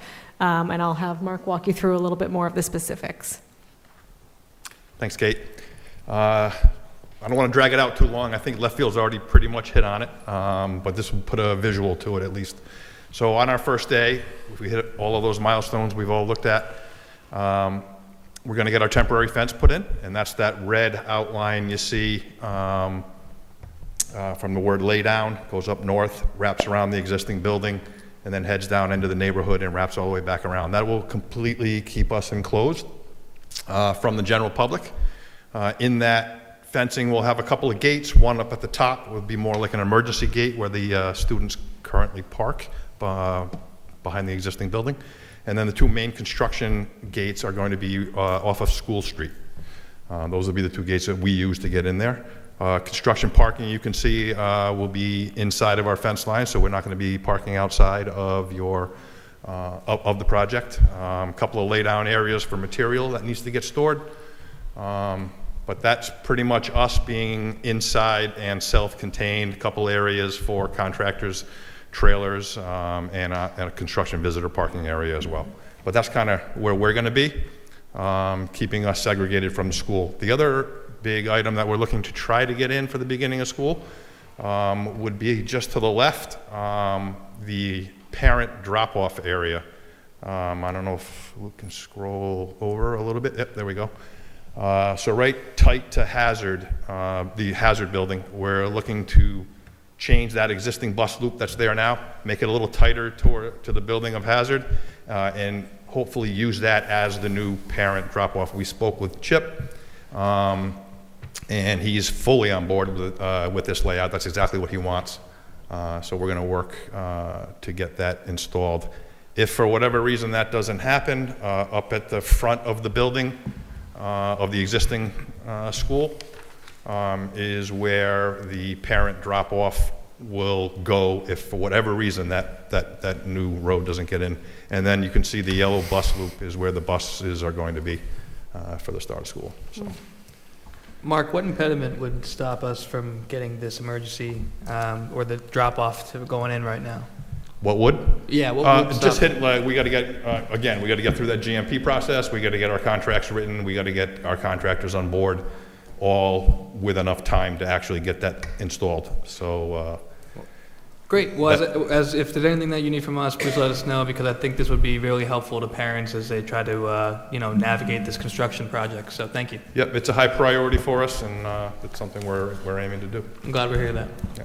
Is this page on the website as well? I'm not able to find it. Does anybody know? I'm not sure if this made it to the website or not. after tonight, we'll upload this presentation, and then we can also, if it's helpful, we can have a separate area dedicated to construction logistics. Yeah, that would be great. Thank you. And when can we anticipate shovel in the ground? I think you already touched on that earlier, but what can we expect? I mean, the game plan is towards the end of August, early September. Again, if we're able to hit all of our milestones and get through all of our approvals and permits and ride them and everybody else, we're looking to be in there towards the end of August and early September. All right. Thank you. Okay. All right. We're now going to move over to new business item 11D concerning the project labor agreement. We have Dylan Conley here, attorney who's put together an extensive memo for us, and he has drafted the project labor agreement, I believe. But Dylan, could you talk a little bit about project labor agreements in general, what they entail, and then can you give us your recommendation as to whether we should pursue one? Go ahead. Sure. So, as noted, you have my report in front of you. Nothing's occurred since I wrote the report that would cause me to deviate from the report. It's a firm recommendation that we engage in a project labor agreement. A PLA is basically like a collective bargaining agreement that's specific to a project. In really brush strokes, the historic objection to things like PLAs are driven by cost. But when you're in a prevailing wage project, which we are anyway because of the source of the funding, that essentially wipes out any cost differential. We do a specific analysis based on the site, based on all of the potential need for labor, and we found absolutely no concerns in terms of competition or cost. I can get into specific details on our analysis, but generally the market expectation on these specific school projects with good cause, school projects are sort of a unique government project, is to go with a PLA.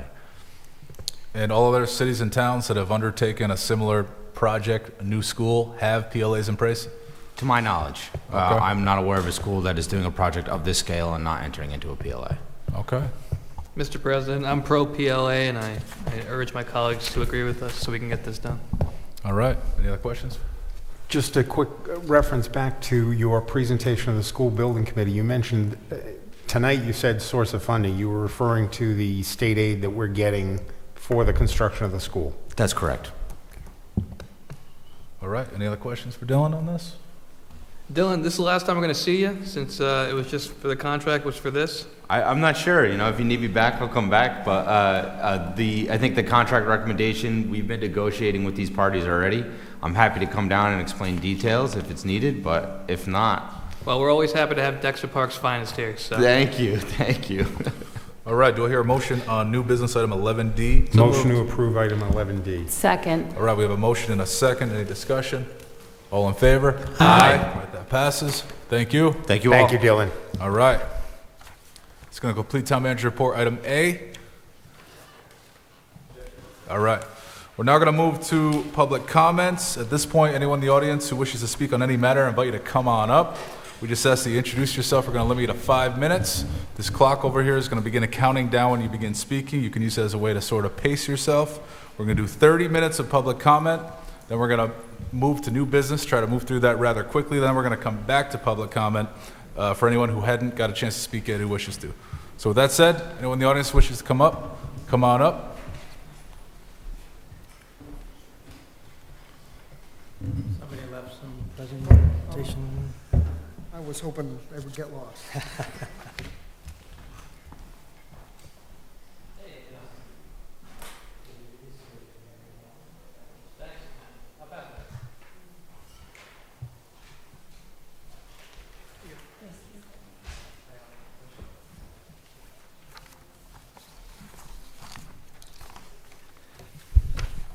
Thank you.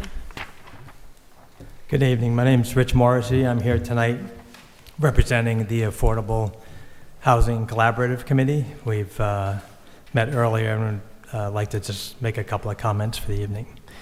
We're here to express our strong support for the town's effort to expand affordable housing and to encourage you to consider several important approaches as you move forward with this vital work. We believe that the Town Council and Union Studios have created plans for each of the 3 sites that the town will be proud of. Union Studios responded to community input to the plans by amending them to better serve the surrounding residents. Well done. The council has shown great commitment and support for this initiative, and the Affordable Housing Collaborative Committee joins you in advocating for thoughtful, forward-looking solutions that will benefit our entire community.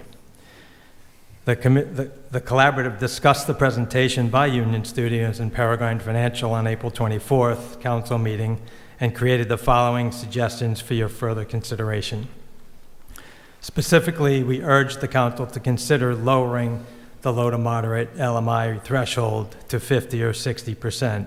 This adjustment would more accurately reflect the needs of our town's workforce and ensure that the affordable housing truly reaches those who are most in need.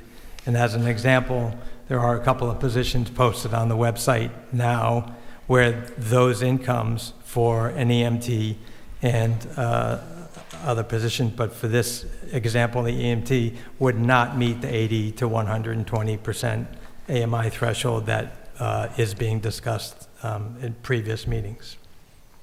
The financial model presented only explored the for-profit model for building. We believe there's an opportunity to consider using affordable housing developers that leverage a different funding model than for-profit developers. We encourage you to explore working with these developers to better understand how they operate and secure funding. These builders specialize in creating cost-effective, high-quality workforce housing and can offer practical insight and efficiency to help shape the projects. We encourage you to think big. This is a great opportunity to launch a landmark project. Launching the largest project could help us generate momentum, maximize impact, and provide valuable infrastructure and learning for future phases. We recommend prioritizing the largest housing development first. Finally, we suggest including elements of sustainability in housing design, construction, and green space to be an important aspect of the plan. This reduces the long-term cost of ownership, the amount of maintenance required, and the potential burden on the property owners or town services. The ACAH fully recognizes the complexity and challenges involved in moving forward with such ambitious initiative. These decisions require careful balancing and many competing interests, and we greatly appreciate the council's thoughtful leadership throughout the process. I'll close by asking that our annual work session with you be scheduled soon so that we can discuss this initiatives and other related matters with you in a two-way dialogue that will ensure we are all working together toward the same goals and outcomes for our community. Thank you for your dedication to making our town a more inclusive and livable place for all and taking these ideas into consideration as you move forward the discussion. Thank you. Thank you. So I don't know, before you go away, if you want to just move up the agenda item that Patty has later on to sort of be efficient while... What? No? You don't want to have it? Okay. All right, anyone else in the audience wish to speak? I invite to come on up. Sorry, Patty. Jim O'Neill, Wakefield. Just looking back on the current year with the budget activity, both at the state level and our town of South Kingstown. Taxpayers are rightfully really worried about other costs.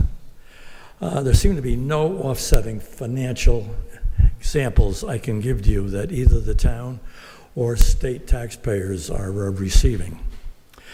And just on a local level here, I take a look at the bank anticipation notes, which we're going to be offering here shortly.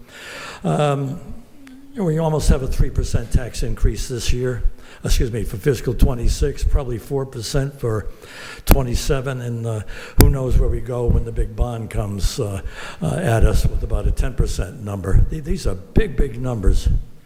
Another concern that I had that no one up there seemed to be concerned about was the superintendent of the schools mentioned a number of times, the top heaviness of the personnel. That means salaries and benefits at the top of the range. Incredible.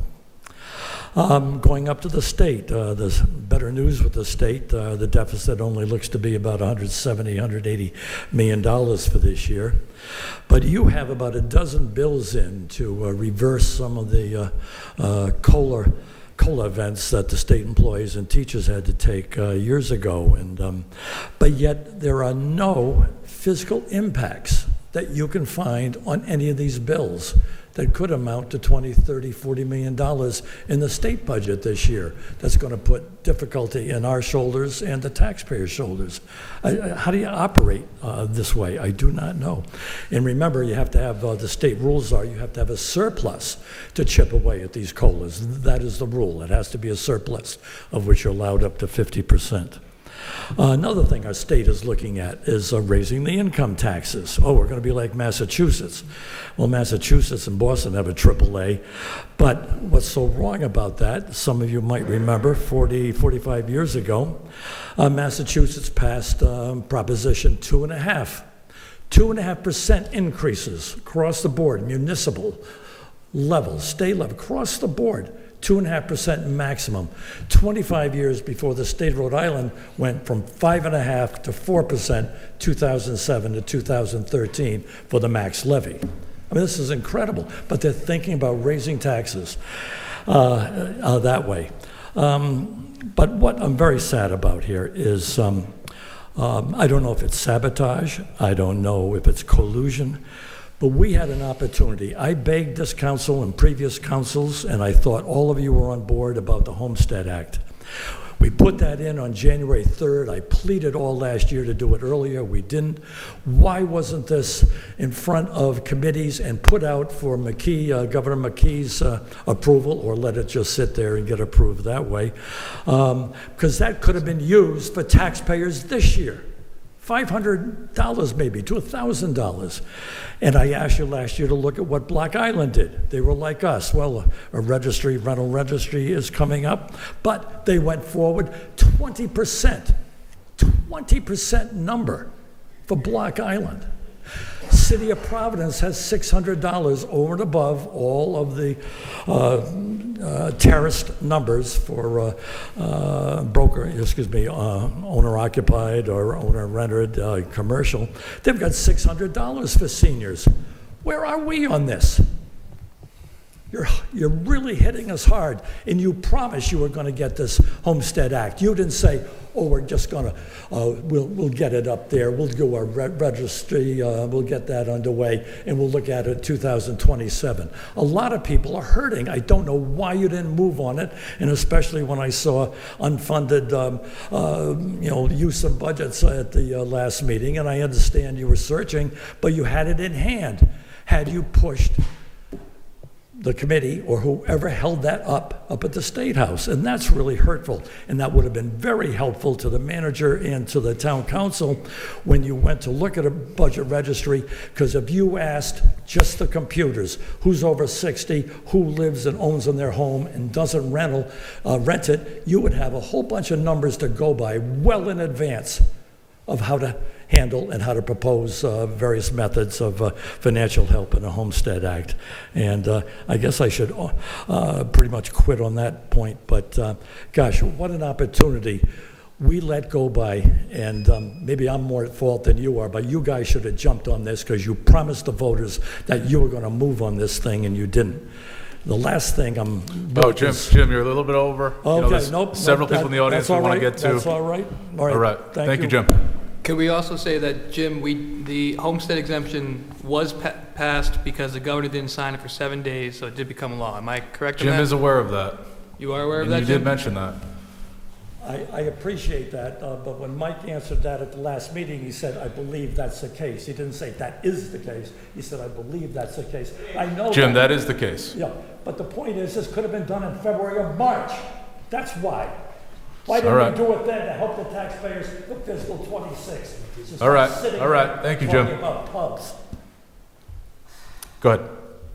Hi, Jennifer Nurbon. I live on Bittersweet Lane. I don't know if I was supposed to give that address out. I'm here tonight to talk about a few issues, which I'm going to try and complete in 5 minutes. The first is a matter that represents what our town hall should represent, the flags. The only flags that should be flown here at our town hall should be our country flag, our state flag, and the veterans flag. These flags honor our country, our state, and the men and women who have sacrificed for our freedom. And these are our symbols of unity and service and shared identity, values that bring us all together, regardless of anyone's beliefs or backgrounds. And I just believe that flying any additional flags, including the pride flag that you guys approved to fly for a week, goes against the purpose of our town hall. Government buildings are not the place for this. For these statements, they're the place for civic service, neutrality, and governance that reflect all constituents, whether they agree on a particular movement or not.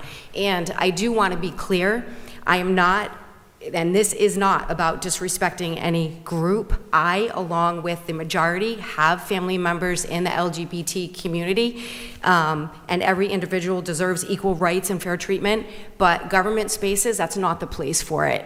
It doesn't represent every taxpayer. And frankly, I think that the town council should be spending more time discussing real issues that impact residents every day. Issues like the homestead exemption, which could help ease our property tax burden on homeowners. Issues like controlling spending, keeping our taxes low so families and seniors can afford to stay in this town. Issues like infrastructure, public safety, maintaining quality of services, not the symbolic gestures that spark division or rather than solve problems.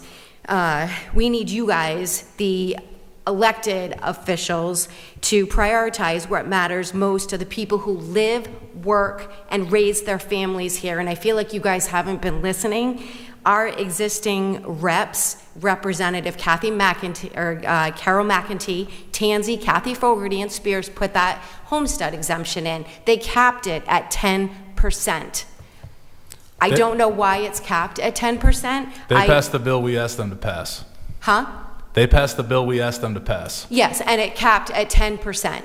And I don't know why it's so low, because Johnston, 25%, Foster, 20 to 35%, Providence, 43%, West Greenwich, 29%, Woonsocket, 25%. Yet our town council that you guys ran on, 10%, I mean, that's not a big dent on what our taxes are going to be. Our town has a large percentage of vacation homes, yet the tax burden's going to be on the full-time residents who can barely afford to retire here. My final statement, from what I understand, the tax, you guys didn't have a 5-minute speaking limit. Did you guys put that in recently, like a couple years ago? This has been our practice. For how long? I can't recall, but as long as I remember. Okay, because I feel like these town council meetings go on 3, 4, 5 hours, not staying on subject with all these various things, and I feel like you guys need to work for us, all of us. Not all of us voted for you, but you guys are representing all of us. So we want you guys to succeed and represent all of us.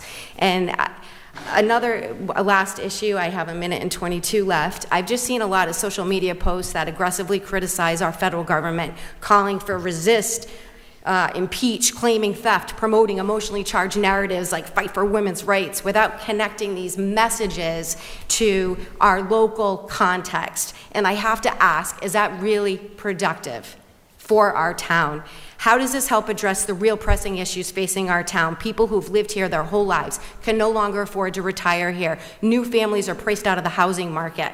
We're cracking open that $200 million school bond at a time when student population is declining, and we lack a serious homestead exemption at a decent rate, with that cap. Our zoning authority was handed over to the state. Development is accelerating, but without any coherent plan to expand infrastructure, no serious plan for increased policing, water supply, grid reliability with all the new developments going up. I just haven't heard anything focused on that. So I think that's where our focus should be, solving the problems that directly affect the people who live here, not on fueling the flags and the pubs or anything else. And the homestead exemption, again, I question, why is it capped at 10%? Thank you. That's all I have. Thank you. So could the solicitor just explain the 10% before the resident Because we I did mean, we have, deliberated over this at a previous meeting. We That can did. be I mean, well-researched and it watched. was a Right. decision that you all made, and it was one that came out of fairness, because as you had all of those discussions, you understand that for every percentage that it goes down for some people, it has to go up for other people. And unlike places like Narragansett and Block Island and some of the other places, this town does not have a third of its residents living out of state doing vacation homes. This town is mainly people who do live here. So you automatically start off with a town where most of the people live here. And so if you're going to give most of those people a tax break, which of course you want to do and which you should do and which you voted to do, you have to balance that against, well, who's going to make up that difference? So that's... All right. Thank you, Mike. Go ahead. Hi, my name is Laura Warner. I don't need this thing because I can't even see it. Well, we ask that you speak into the microphone because Well, it's a recorded meeting. people It's for can't, the if you public. walk away, then people that watch at home can't hear you. That's all. Oh, okay, I That's got all. it. All right. I'm a retired teacher from New York. Come. You gotta speak into gotta the go up to microphone. the- Sorry, I can't see it. Can you turn on the microphone? It's on. It's on. I'm a retired teacher from New York. I own 2 pieces of property here in this town, and I don't understand a few things. Maybe you can shed some light or guide me in the right direction. I'm not a person who's in favor of this new school being built. I think what you have is perfectly acceptable, but, you know, there was a vote, and 800 and something people voted to have this, okay. But I do have a question. And I called the high school, and I called the superintendent's office, and I never received an answer. I would like to know how many teachers in this district use DonorsChoose.org to get supplies for the classroom. Because I know I wrote proposals to get materials, computers, printers, everything I needed for my classroom. I wrote a proposal, okay, it was matched, okay, by major corporations, and that's how I funded my classroom. I would like to know how many teachers are using that. It's a national program. And a lot of people who are very wealthy and a lot of corporations look for tax cuts. I would also like to know what kind of grants that we're getting from Brown University, because I know that when I taught in Yonkers, New York, we had consultants that came down from Brown University to do professional development with us. Now, how do I get answers to these questions? I called the high school. I couldn't get through to the principal, and I'm a taxpayer. I called the superintendent's office. I said it wasn't pressing that he would get back to me. I just am curious. I'm a taxpayer. I have a right to know the answers to these questions. Now, we're building a new high school. What that's going to do for the kids here, I don't know. No one has explained this to me. How is it making education better? Can you give me that answer? What kind of professional development is going on here with teachers? I worked in a trades and technical high school, and believe me, ladies and gentlemen, I know what I'm talking about. So please, tell me where I can get the answers to these questions, because I've already reached out. I'm blind. I suffered 2 strokes in the past year, so I can't see anymore because they affected my retinas, but I certainly have my brain fully intact. And I certainly have the background in education. I hold a master's plus 63 credits in education. So please, tell me who I can call to get the answers to my basic questions, because I already went through the process of picking up the phone, and let me tell you, it is very difficult for me to make phone calls because I can't see my phone. So I have to ask Alexa to get the phone numbers. But then I explain, I'm blind, but can I have a phone call back? I'm paying taxes here. Give me the answers that I need. Thank you. Thank you. Do you want to answer? So, just to answer your question here, those are questions that should be directed to the school department. If you haven't had success in getting responses, I suggest you show up to a school committee meeting, maybe raise those questions during public hearing. Oh, then perhaps one of you here tonight can give me the information of when I can show up, because I will. Luke, could you help her, please? Just speak to her and kind of give her some information. Thank you. take her information, we can follow up with her. So, Laura? I'm Deb Bergner. I don't know. I just wanted to let you know that I don't know if you're able to use email, but I would also. Okay. I'm able to just basically use voiceover. I suffered huge eye strokes. On May 15th, there is a school building committee here from 6 to 7. That is Wednesday evening. Tonight's Monday, so in 2 nights, there will be a school building committee. I was going to say, Laura, that Carol Vetter is the chair of the school committee. She's a resident. She was elected to the school committee. She is very responsive. See, what I don't understand is, as a teacher, a former teacher, when a parent called me, I called back. I didn't make the school building. All right, excuse me, if you're going to speak, Why can't I get an answer to 2 simple questions? you're just in the wrong forum. You know, you should go to a school committee meeting, perfect questions for them. It's just not within our repertoire here. If someone could write down that information for me, I appreciate it. We will do that. Thank you. Thank you. Brett Harrington, Wakefield. I won't take much time. I'm going to be a little bit on the map, all over the place, but just wanted to summarize my experience in the last several years coming to the council meetings. You know, it's kind of to piggyback on what was said. It's time that every taxpayer's voice is heard in this town. Not just the special interest groups, not just the members that, you know, put you on those seats and they can take you off those seats as quickly as they put you there. You know, when we talk about things, one of the first things I brought up when I came to this council was, you know, maybe giving people that live on private roads a little bit of a tax break because of the things services they don't get. My response pretty much was, we live on private roads, we don't care. You know, I bring up, let's see, let me go to my notes here. I'm not good at, so anyway,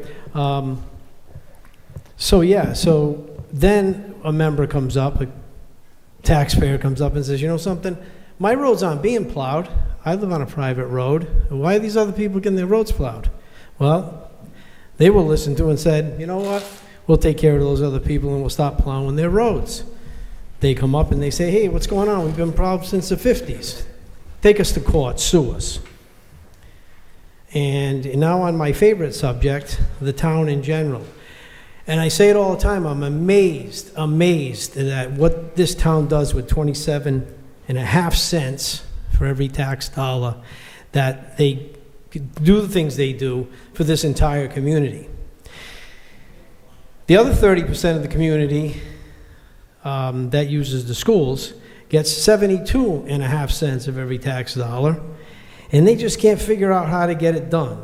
Well, we know why they can't get it done, because as was said earlier, those benefits have to stay up high, the Social Security has to be there, their pays have to be there. They're the top pays in the state, which I like good teachers, but I want results. I don't want to hear, oh, my kid can't read, that's not our problem, that's your parents. They screwed up.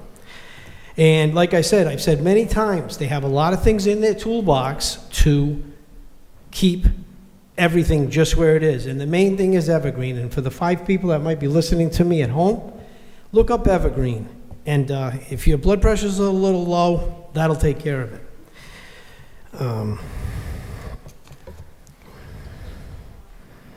So, as I said, with these, where am I now? So, when I put in, trying to help out the taxpayers because of all of these things in the toolbox, and the town basically talked about, per student, I was just giving lip service on that, said, yeah, I put a communication thing in it, waited 4.5 hours to come up here to talk, and said, yeah, we'll look at it. It was never looked at. It was never even considered. It was just totally dismissed. Like I started in the beginning, it's time for you guys to listen to everybody. It's not just Democrats, it's not just Republicans, it's not just independents. Everybody in this town, not just the Democrats. And if you don't like what they have to say, so be it. everybody needs to be heard, and not only heard, and just to say, thank you, sit down, and shut up. Thank you.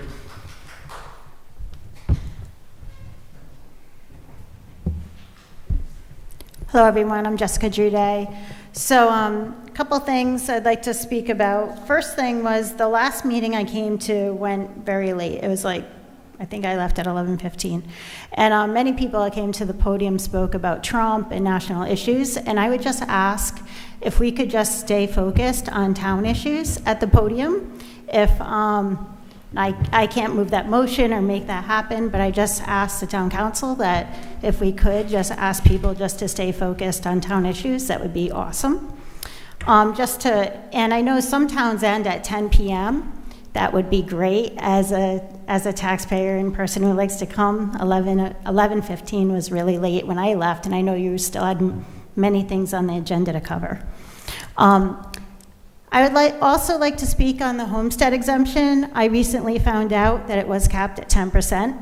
And I understand the gentleman over here saying that many people live here, but I can attest from walking door to door campaigning that South Kingstown is a vacation destination. It is a second home location and also Airbnb location. People that don't live here, I understand that they would absorb the taxes that the people that do live, die, and work here would be benefiting from, but I think under affordable housing, when you go to buy a house, the taxes that you pay, it does increase your monthly bill, and it does make it more expensive to live in this town. And a homestead exemption, being capped at 10%, is not a lot of money, but if in towns like Coventry, Woonsocket, there are many others on the list. I can tell you from going door to door in Coventry, many people do live there. In Warwick, those are residents that do work there. Here in South Kingstown, I can attest that the homes here are either occupied by college students or Airbnbers, and if you're not sure, just go on Airbnb and put in Rhode Island, and you'll see all the little red dots show up over South Kingstown. I would ask that they increase that to 25 to 30% to help South Kingstown residents have more affordable housing here and be able to afford to live here. As a living family that want to raise children here, that would really help. That's all I really have to say, but thank you very much for listening. Thank you. Good evening. My name is Chip Riley. I'm with Green Hill Beach, and just want to mention that we're looking forward to item 11. Hopefully we can get there. Councilman proposed a discussion on traffic calming with people from both Green Hill Beach, not just me, but some of my neighbors, as well as folks from the pedestrian bicycle committee who are also looking for the safety of everybody in the town, whether they're bicycling or pedestrians. And that's it, not too controversial, just look for a little attention. Thank you. All right, thank you. All right, this time we're going to move now to new business items. We're going to move through that rather quickly, then we're going to jump right back to public comment, get to anyone who hasn't spoken. All right, Bob, we'll let you be the last one, then we'll move to new business. Go ahead. I'm glad you decided that. Thank you. Because I'm very tired. I've had a rough day. My rough day was playing tennis and bridge. But anyway, of course, I'm going to be here every time I can. I might be away for a couple of weeks because I have to go out of town for a while. But anyway, the problem's unsolved. We know that. And I said the thing that I would come back about and at least say something about every couple of weeks is due process. Until it's solved in this country, we are in very deep trouble. But I'm going to leave that because you've heard my spiel on that, and I'll continue to give it. I won't stop. I'll just mention a couple of things that I happened to run across this week. I happened to be watching C-SPAN in the middle of the week, I guess, and Jack Reed was on, our senator, and he was speaking at length I was so gratified that he really took the subject and he really did a lot of, I guess you would call it criticism of what's going on with the involvement of the military and the treatment of immigrants and other individuals in the country. And it's part of the problem with the due process being not given to people. And I just wanted to mention that. If anybody, you can always get that if you ever wanted to listen to it. It was one of the best presentations I've heard. He's good. He's very good, though. He's excellent in getting a point across. And I think he went on for at least 20 minutes on it. So, at least. I just wanted to mention two names because of the veterans presentation today. I just thought of Dave DeCubulis and Tom Dunn, two people that I got to know because they were down in Jerusalem area, and Dave was a state trooper. And they both passed away closely together from the results of, they say, Agent Orange in Vietnam. So, and it's quite a few years now. You know, here I am at 85, and Dave and I would be down there working, the only ones there, many, many years before all the mega houses got built down there and everything else. But that's not the point. The point is, they died way too soon. These were a couple of real hardy guys. They were working down there in shorts in 17-degree weather. Anyway, but they're not here anymore because of their Vietnam experience. That's basically what I wanted to say. Let's see.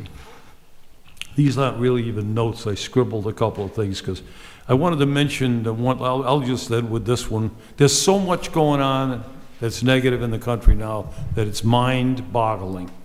It's mind-boggling. Anyway, the one that came up today when I was watching the news hour before I came in is the $400 million gift that our president received. Are you aware of it yet? Anyway, Saudi Arabia decided to give him a plane, and they're going to convert it, maybe, if it doesn't get squashed in Congress, which I hope it does. It's going to cost probably half that to take it apart and then do all the things they got to do to make it the plane that the president flies around in, whatever they call it now. But they had a person on, and she outlined, and I can't go into it all, she was there, she talked for quite a while about it, but it's the highest corruption that she has ever seen. And this is a person that studies these things, the Constitution, things like that, that these kinds of things are, you're not even supposed to, you're not even supposed to get a lollipop, never mind about a $400 million plane. But he's making it sound like it's going to be a great thing for the country to get it. And the truth of the matter is, it's probably going to cost, it's going to cost the country. They're not giving us anything. And I'll leave it at that. It's just, there's so much going on. I hope people are watching C-SPAN once in a while. There's quite a few advertisements on TV now about C-SPAN. When I say advertisements, the people that are in the public domain are outlining and saying, it's time to watch C-SPAN. And they are right. And I hate to do this. I want to apologize for leaving early. But I'm tired. And I wanted to come, and I'll always come. I'll be here. But normally, right. You know that Thank I you, always stayed Bob. the whole. You notice I've stayed the whole meeting most of the time. Yep. Thank you, Bob. All right, that's now going to move us to item 10, public hearing. A is a public hearing relative to an application for a new license to keep and sell alcoholic beverages in South Kingstown in accordance with the general laws of 1956 is amended as follows. Class B victular liquor license, application for a Class B victular liquor license by TRJ Restaurants LLC of Main Street, Wakefield, by Timothy Joyce, managing partner, for the first and second floor dining areas and limited to 20 outdoor seats on Main Street in accordance with the special use permit and variance granted by the Zoning Board of Review on May 21, 2014, subject to the filing of an off-site parking agreement in the land evidence records and as further described in a site plan on file in the town clerk's office. Said license is contingent upon the issuance of a certificate of good standing from the Rhode Island Division of Taxation, a certificate of insurance evidencing required liability coverage, compliance with all town ordinances and regulations, the payment of any municipal taxes and user fees and arrears to the town, and the correction of any fire code violations. Tim, we know what this is all about. We just want to get the restaurant up and running. So I think we all know what's happening here. This is a public hearing, so we do got to open it up. If anyone in the audience wishes to speak on this matter, I invite you to come on up. All right, hearing none. Do I hear a motion to close the public hearing? So moved. Second. All right, we got a motion and a second. Any discussion? I will never stop advocating for a good pub coming to South Kingstown. Thank you, Councilman. All in favor? Aye. All right, the public hearing is now closed. We're now going to move to new business, item 11A, a resolution affirming or amending the town's liquor license rules and regulations, section 1. And Mike, on this one, are we increasing the number of Class B victular? Correct. It's staying the same because the tavern sorry. on Main relinquished their license. It's not a transfer. He relinquished his license, so the number will not be changing. It will remain the same. All right, do I hear a motion on 11A? So moved. Motion to approve. All right, we got a motion and a second. Any discussion? All in favor? Aye. All right, that passes. Now we're going to go back to item 10A. Do I hear a motion on 10A? Motion to approve item 10A. All right, we got a motion and a second. Any discussion? My only question is, when are you guys opening? As soon as possible, but right now, our goal is about June 1st, Memorial Day weekend, that time. Excellent. Let us All know. right, see you then. All in favor? Aye. All right, that passes. Good luck. Thank you so much. We wish you the best.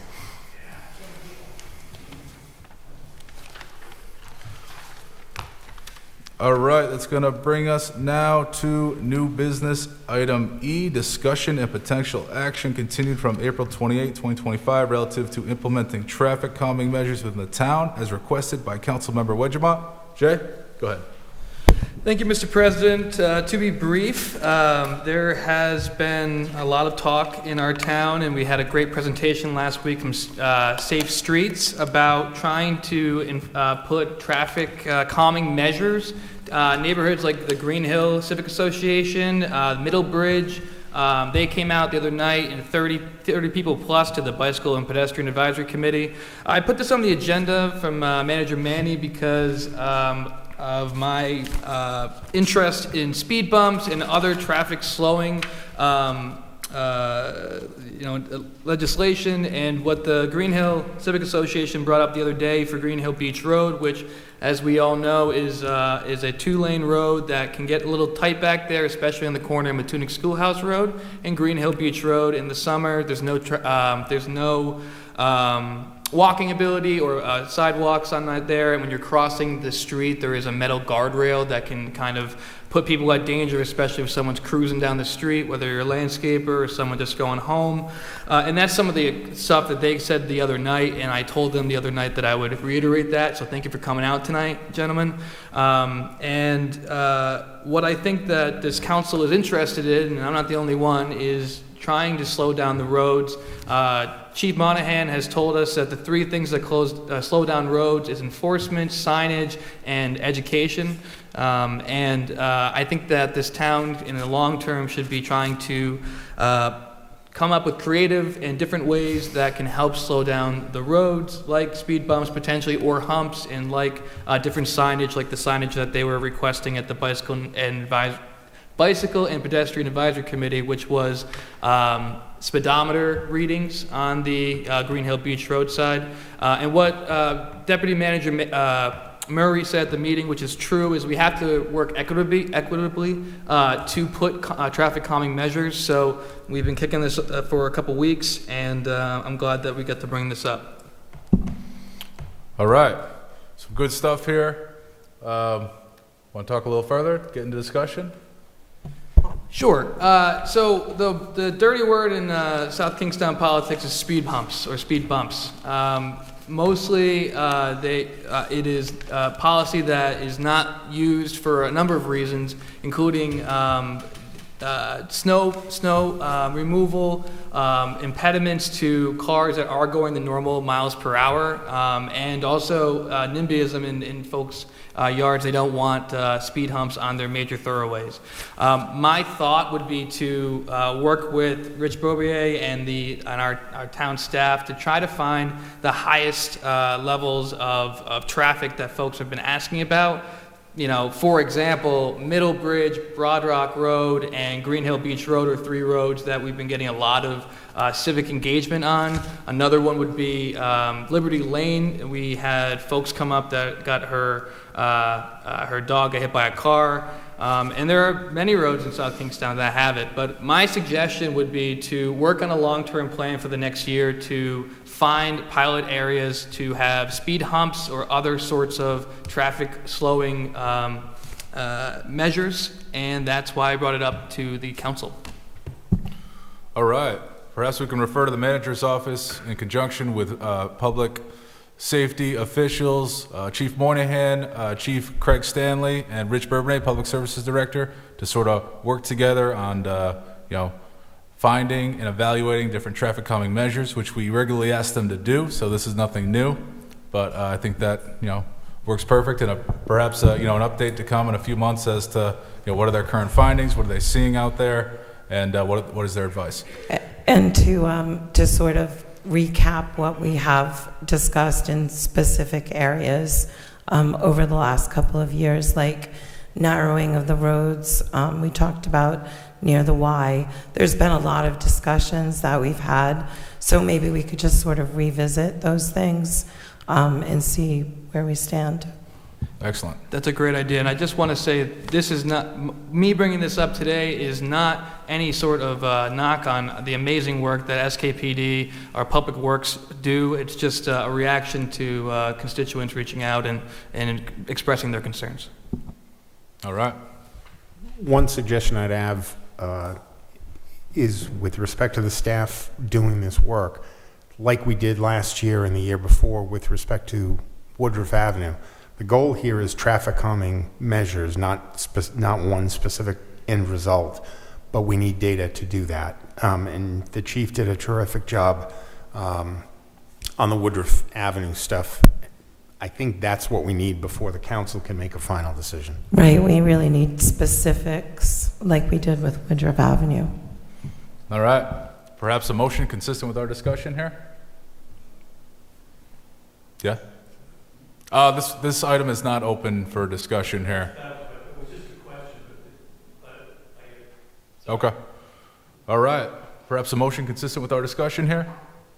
So moved. All right, we got a motion. Second. Second. Any discussion on the motion? All in favor? Aye. All right, that passes. It's going to move us now to item F. Lori Fox, come on up.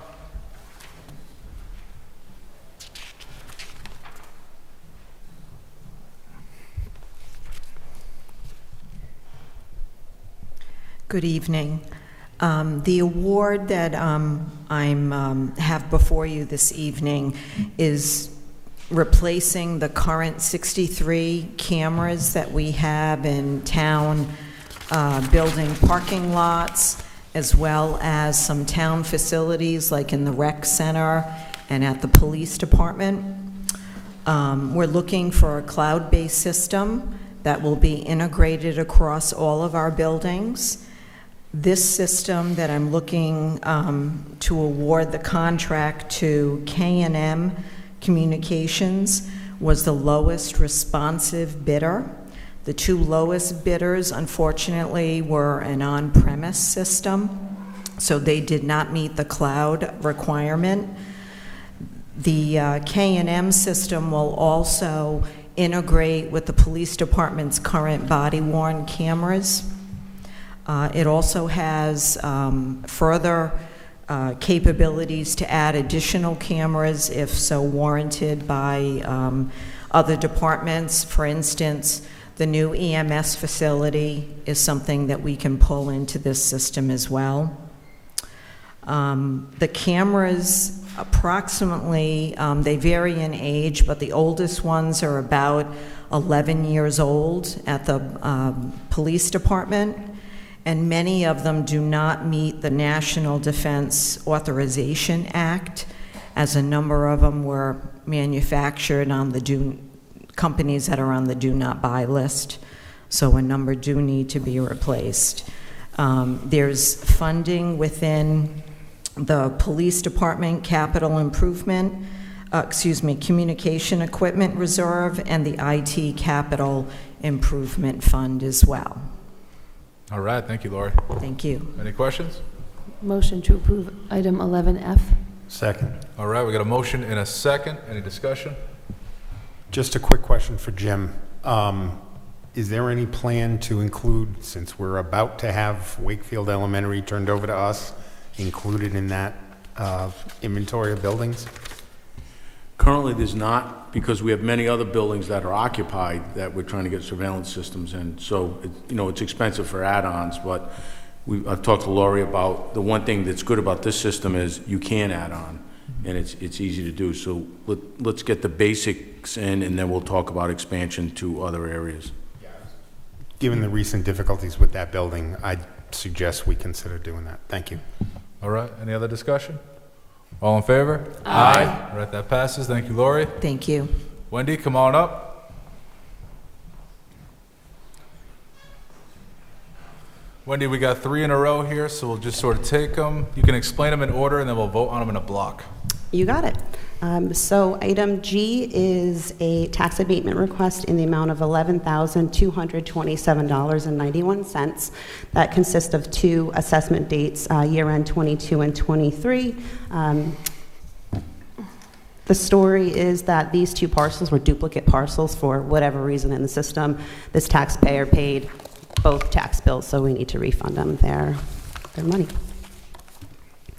Item H is a expansion of services for digitization of records in the assessment and building office. Back in December, we had an award of contract with American Rescue Plan funds in the amount of $60,000. As of this week, actually, every penny of that's been exhausted. We're in the middle of wrapping that project up, but we are looking to close the date on permits. We have 12 more boxes, and that would cost $22,500, and that would close the gap on permits from now till 2005 versus stopping at 2010. They've got records in the basement down to probably the 60s, but it's a big chunk. All right. All right, and item H is an award of contract for tax bill printing. I'll keep this one simple. We were always under a contract. Vision Government Solutions was our billing software. They had a software named Opal, and then they made a new product basically called Vision 2.0. This vendor, QDS, Quality Data Services in Connecticut, purchased that software. So the contract went over with it. So we went out to bid on the bill to see what other vendors were there, and my suggestion is to go with the same vendor, but it's less expensive with the bid versus the contract. And what we're asking here is $39,482 with a contingency not to exceed $48,000. We saved $15,600 to go out to bid. Nice. All right, any questions from Wendy? I have a question about the 940 digitization of the records. Yes. So it's an expansion, so where will the additional 22.5 come? You said professional services. Mm-hmm. So what is not being funded if we are using that money, because that's in the reserve? So initially, some of that reserve in professional services was allotted for the aerial maps part of this project initially, and then when ARPA funds came into play, we used those first, so they are still sitting in that account. Oh, sorry. There's a big bug. There's a flying object. So this money is allocated for this project, and you're just asking to use it for this project? Yes, correct. It's in our professional services budget under our assessment operation. It wasn't Okay. CIP. Okay, and so then I have a question about the quality data service. Well, first I was a little confused because I don't recall ever the vendor, so this is a new vendor, but they're using, I don't know, they bought Vision, I understand what you're saying. And you're able to save, it's actually a savings. If you read through the memo, it's a $15,000 savings by switching to quality data. That's correct. I don't believe we've ever gone out to bid for this, not to my knowledge. I'll commit to 20 years, but probably forever. So once I did the research, we weren't sure if there was any other services out there, because we've never really looked at it before. We just had the contract, so. But it's just 1 year?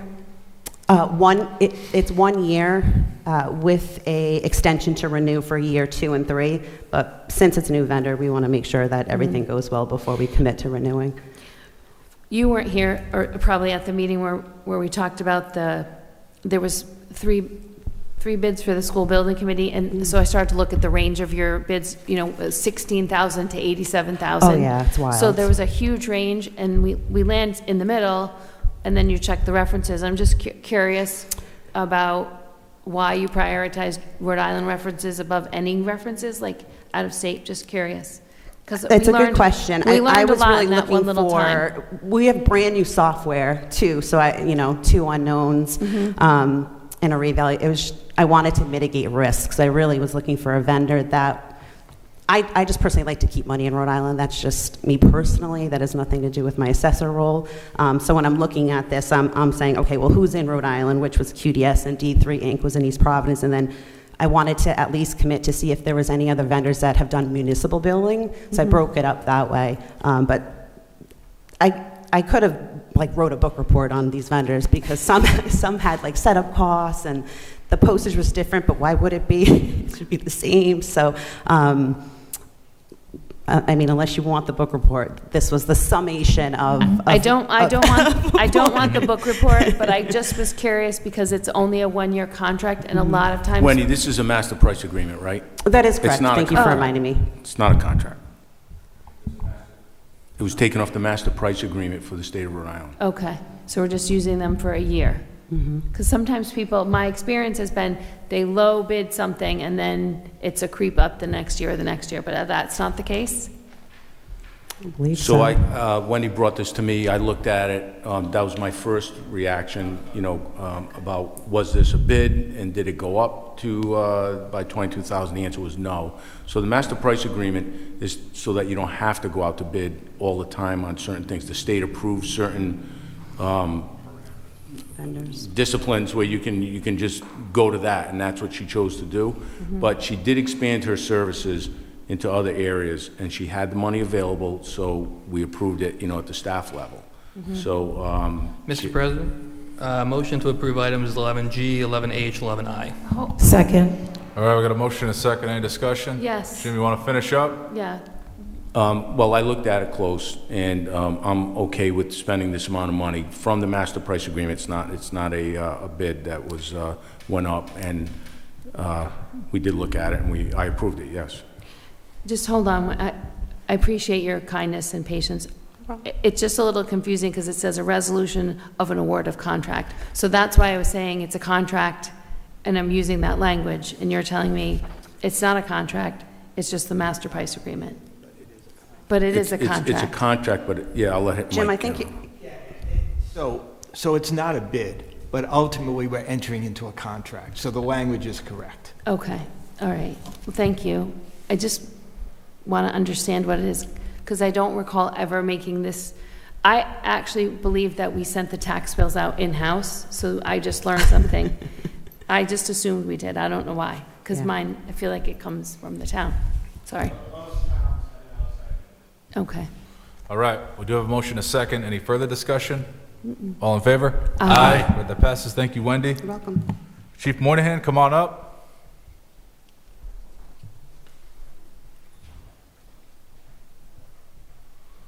We got items J and K. We'll walk through those quickly, and then we'll vote in a block.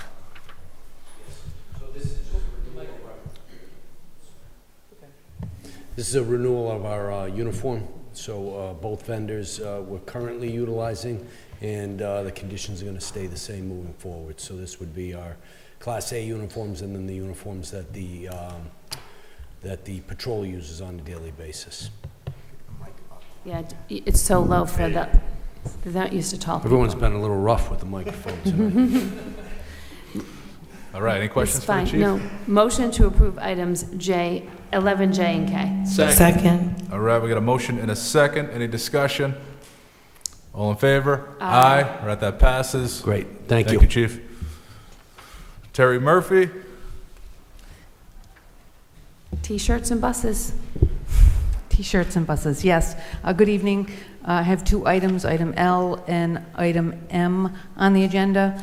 Item L is for a bid award for T-shirts for our camp programs and our beach staff, and we are recommending the low bidder, SP Design and Manufacturing, Inc., for council consideration. And item M is for school bus transportation for our summer camp programs.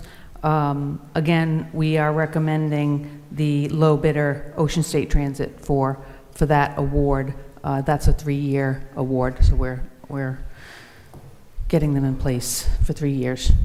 Any questions? None. Motion to approve items 11L and M. Second. All right, we have a motion and a second. Any discussion? All in favor? Aye. All right, Thank that you. passes. Thank you, Terry. Rich Bourbonnais, come on up.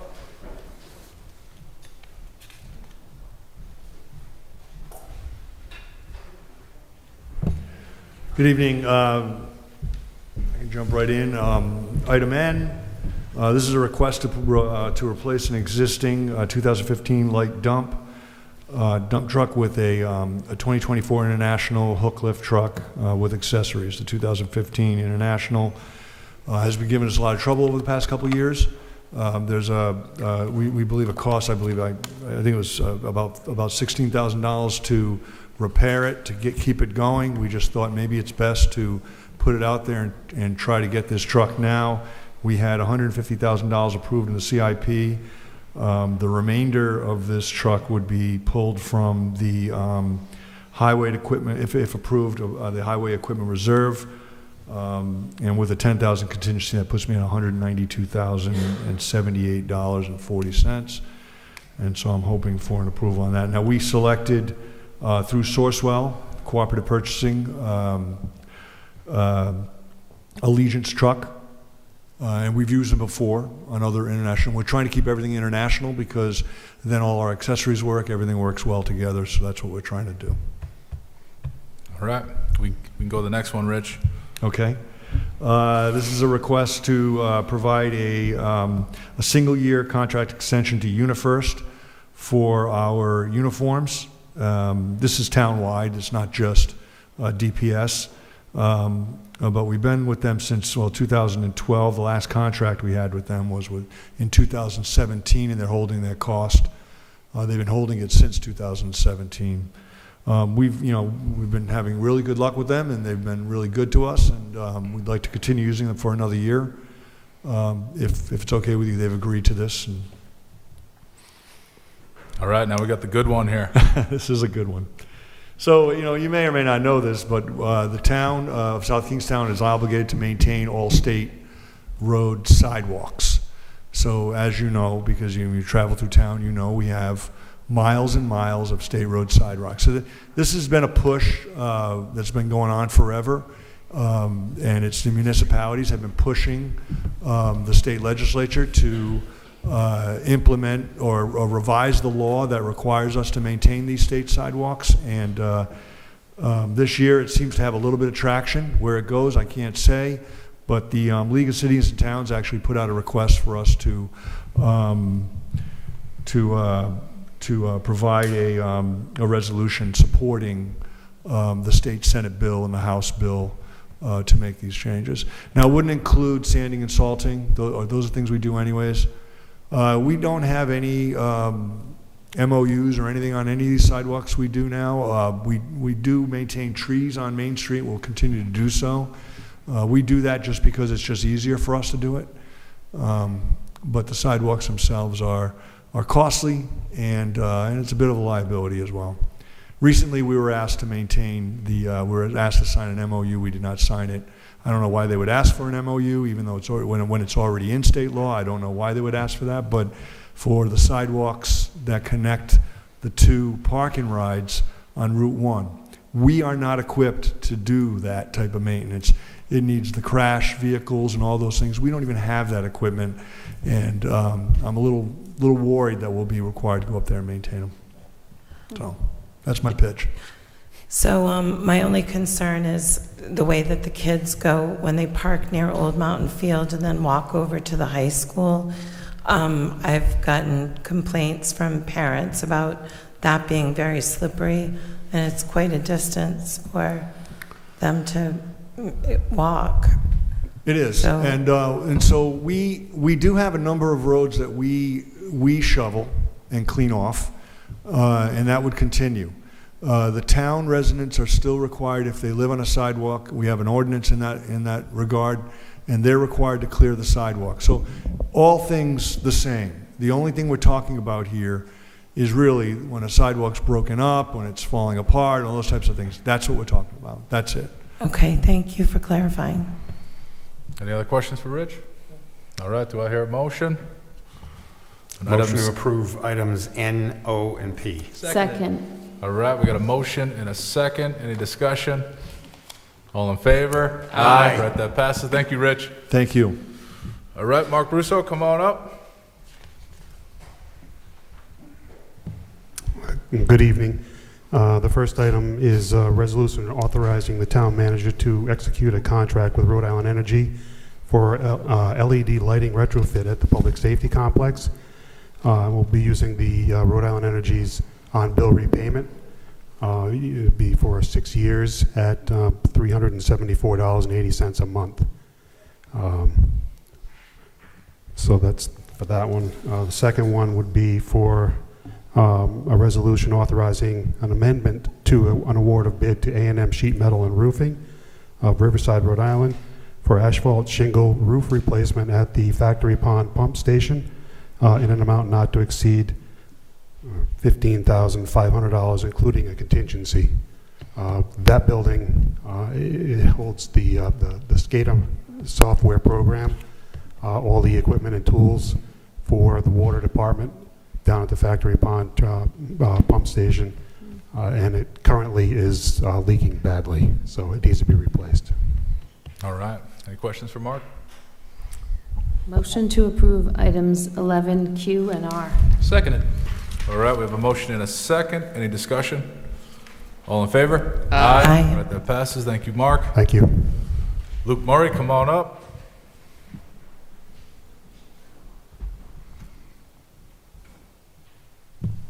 Good evening. In front of you is a request to award a contract to NeoGov, which is a software geared towards HR.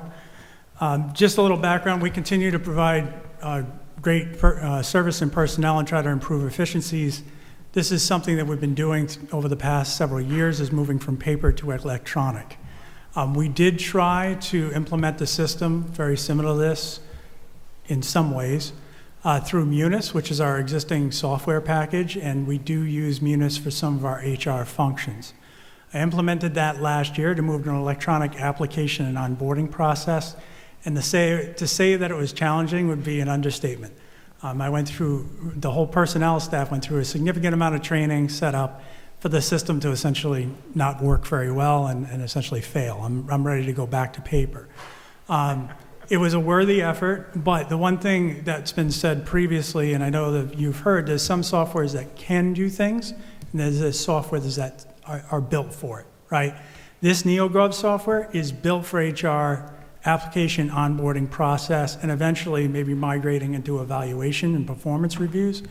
There's numerous reasons why that helps, both in efficiencies of staff and workflow, but also from if you can imagine evaluations where we're eventually going to go with this, just from a work performance standpoint and tying compensation, et cetera, is a big deal.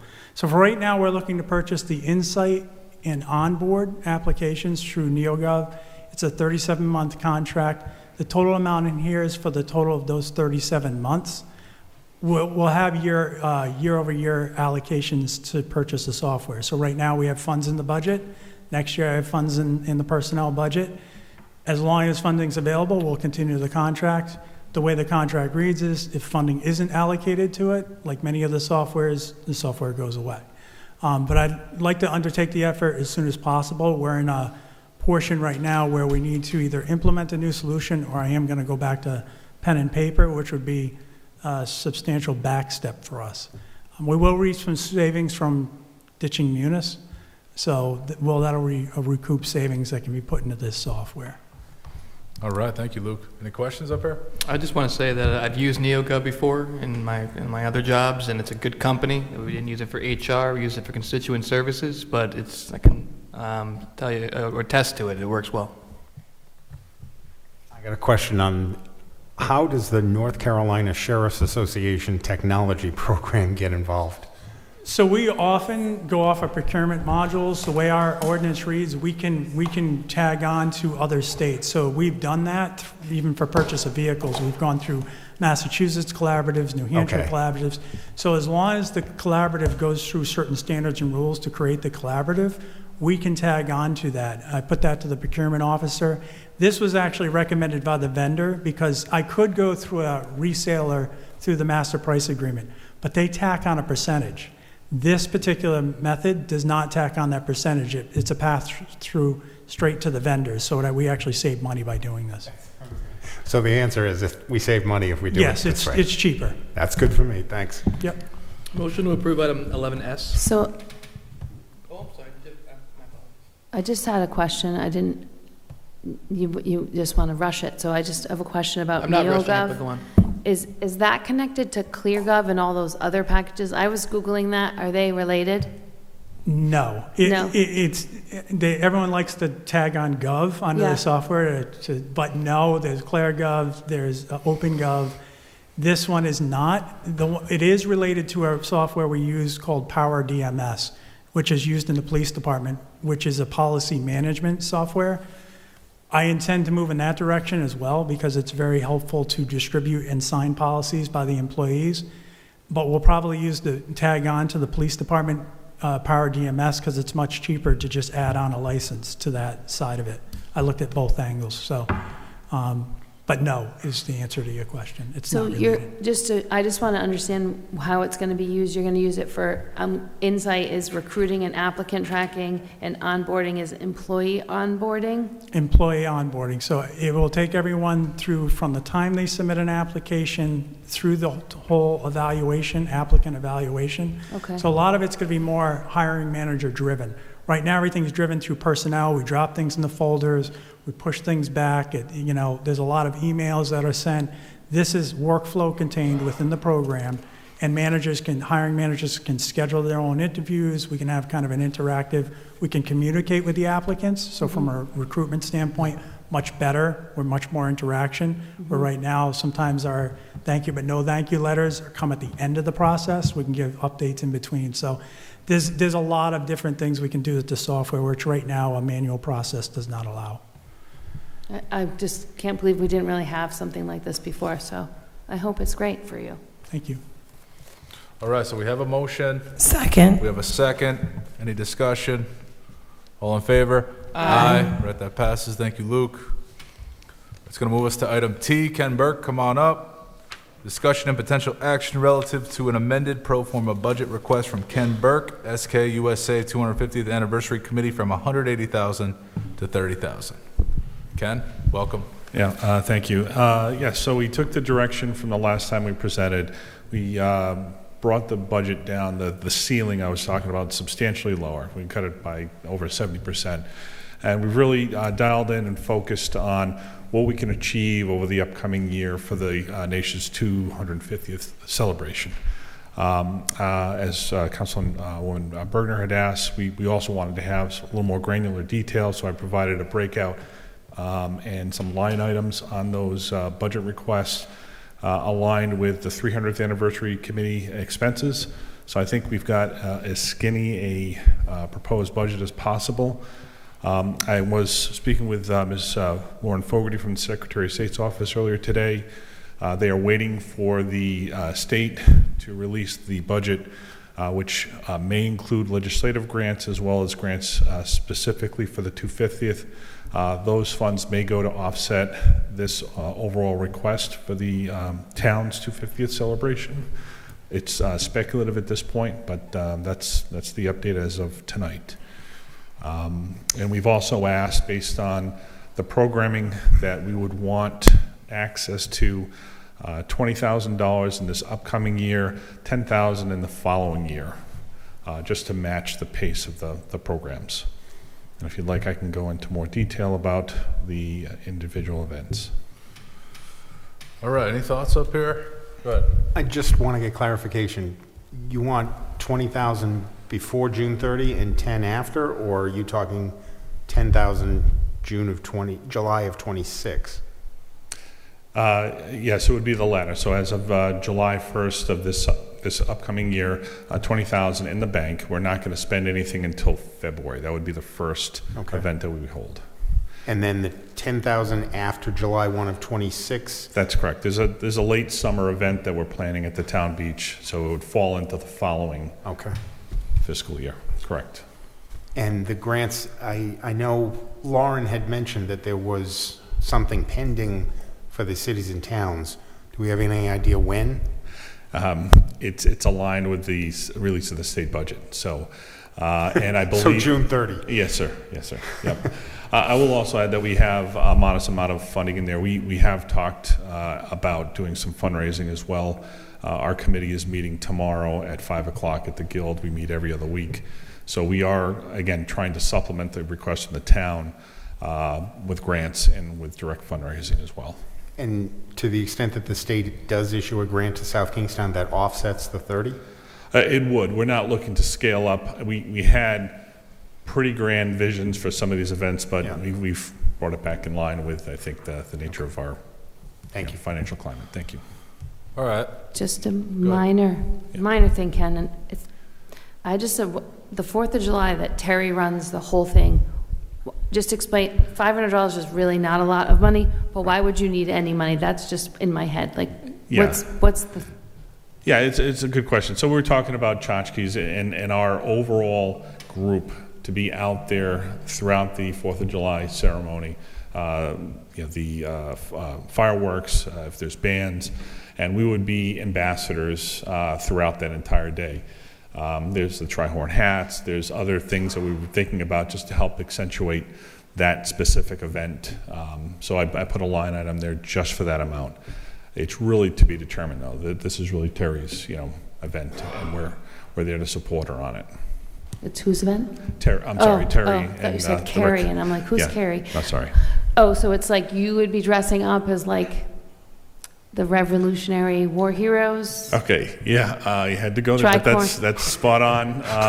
That's not out of the question. It's not the first costume. I was going to say. Okay, well, I didn't know what that was.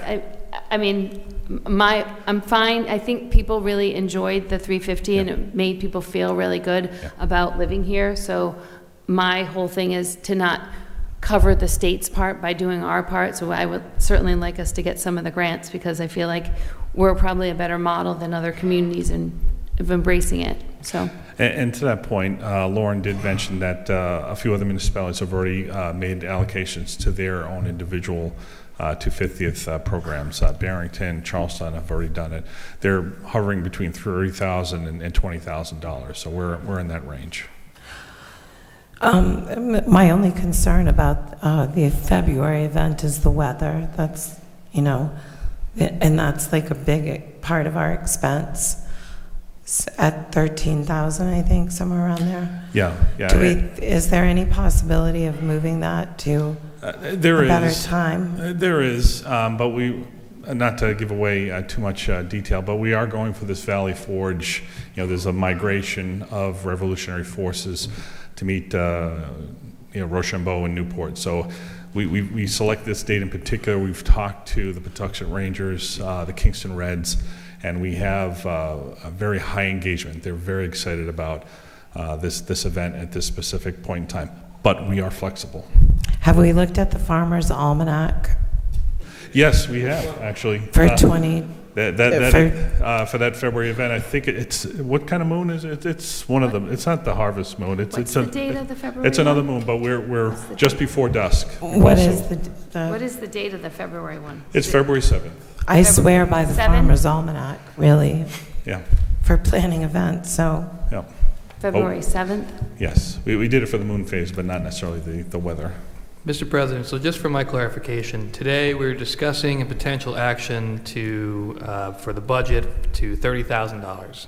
And so we will be voting to approve that budget today, right now? We're considering whether to authorize them to spend up to 30 over a 2-year period, up to 20 in year 1, up to 10 in year 2. Do we have an identified source for this? With the hope that any state Jim? monies allocated toward it would offset it. No money, you have no money that we can, No, we don't have any money allocated for this right now. did you identify where you could find that money? Not yet. Okay.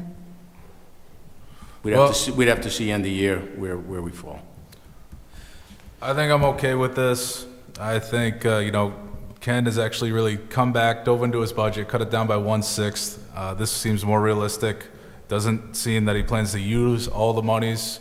Hopefully, there is some state monies allocated toward the committee, which could be used to offset it, making, the town's use of monies even less toward, these activities. But I think this is important. It's important for the town to participate. It's not something we should be absent in. It's certainly a huge thing. I'm a big history guy, so I think it's great. And, I'll be supporting it. Hopefully that we can yield, a surplus larger than what we anticipate, but that'll be yet to be seen. In the event we can't identify monies or monies in a fund that can be utilized easily, we always have the unassigned fund balance. So I'm okay with this one. I don't want to use the unassigned fund balance as an option. I would like to see if the town council has the contingency budget, if there's anything in that instead, because we had a long discussion about that unassigned fund balance 2 weeks ago. All right, I'm okay using the town council contingency fund, but we know that some of that money has to be committed toward a certain labor contract, which has not been reached yet, but. Ken, when do you need money in the account? That's the real question. It's, forgive me, it's pledging funds, so it's coming up soon. We've already identified our speakers. We've got 9 speakers, and I would say we'd want to be in a position to enter into deposit contracts for the event in February. So yes, the sooner the better. These groups are not, this is their time to shine. They're going to be taken up by other municipalities and other statewide events. So soon. Ken, is there any possibility of including some free type events? Sharon Henderson had shared with me, some ideas about maybe having Brickley's do a special flavor, or maybe like a scavenger hunt, or there's some other fun things that we could do that wouldn't necessarily cost anything. Right. Thank you for that. And yes, Sharon's working with our group. We do have a revolutionary commemoration program identified. Again, we've set a ceiling, so we're not trying to spend this money. We don't see ourselves having, we're not going to try to spend the money. So yes, Berkeley's, there's a few breweries, obviously Sons of Liberty, we want to talk to them about things that they could do. We have met with Joe Bailey and the Chamber of Commerce, so we are looking to, all these events will be free, and we are looking to do fun, family-oriented programming throughout the year. Okay, great. Motion to approve item 11T with direction of the manager to recommend a particular source of funding. All right, we got a motion. Second. We got a second. Any discussion? All in favor? Aye. All right, that passes. Thank you Ken, very much. Nicely done. All right, Mike Stack, come on up. Good evening. This recommendation is to award a bid to WH Pepis to install a stainless steel ADA compliant handrail on the walkway at Marina Park in the Overlook area. Be funded with funds we retained from the previous contract with New England Building and Bridge that we've closed out to complete this portion of the project. All right. Any questions for Mike on this one? Motion to approve item 11U. Second. All right, we got a motion, a second, any discussion? My only question is, when's our council field trip on the boat? When it's delivered. You can come on the old boat if you want. All right, when's it going to be delivered? Right now, they're estimating spring of +26. They will start production this fall. We have to wait our turn in line. Could we accept a gift from Qatar for a boat? I'm going to leave that for you folks to decide. All right. All right, we got a motion, a second. All in favor? Aye. Right, that passes. Thank you, Mike. Jamie Rabbit, come on up.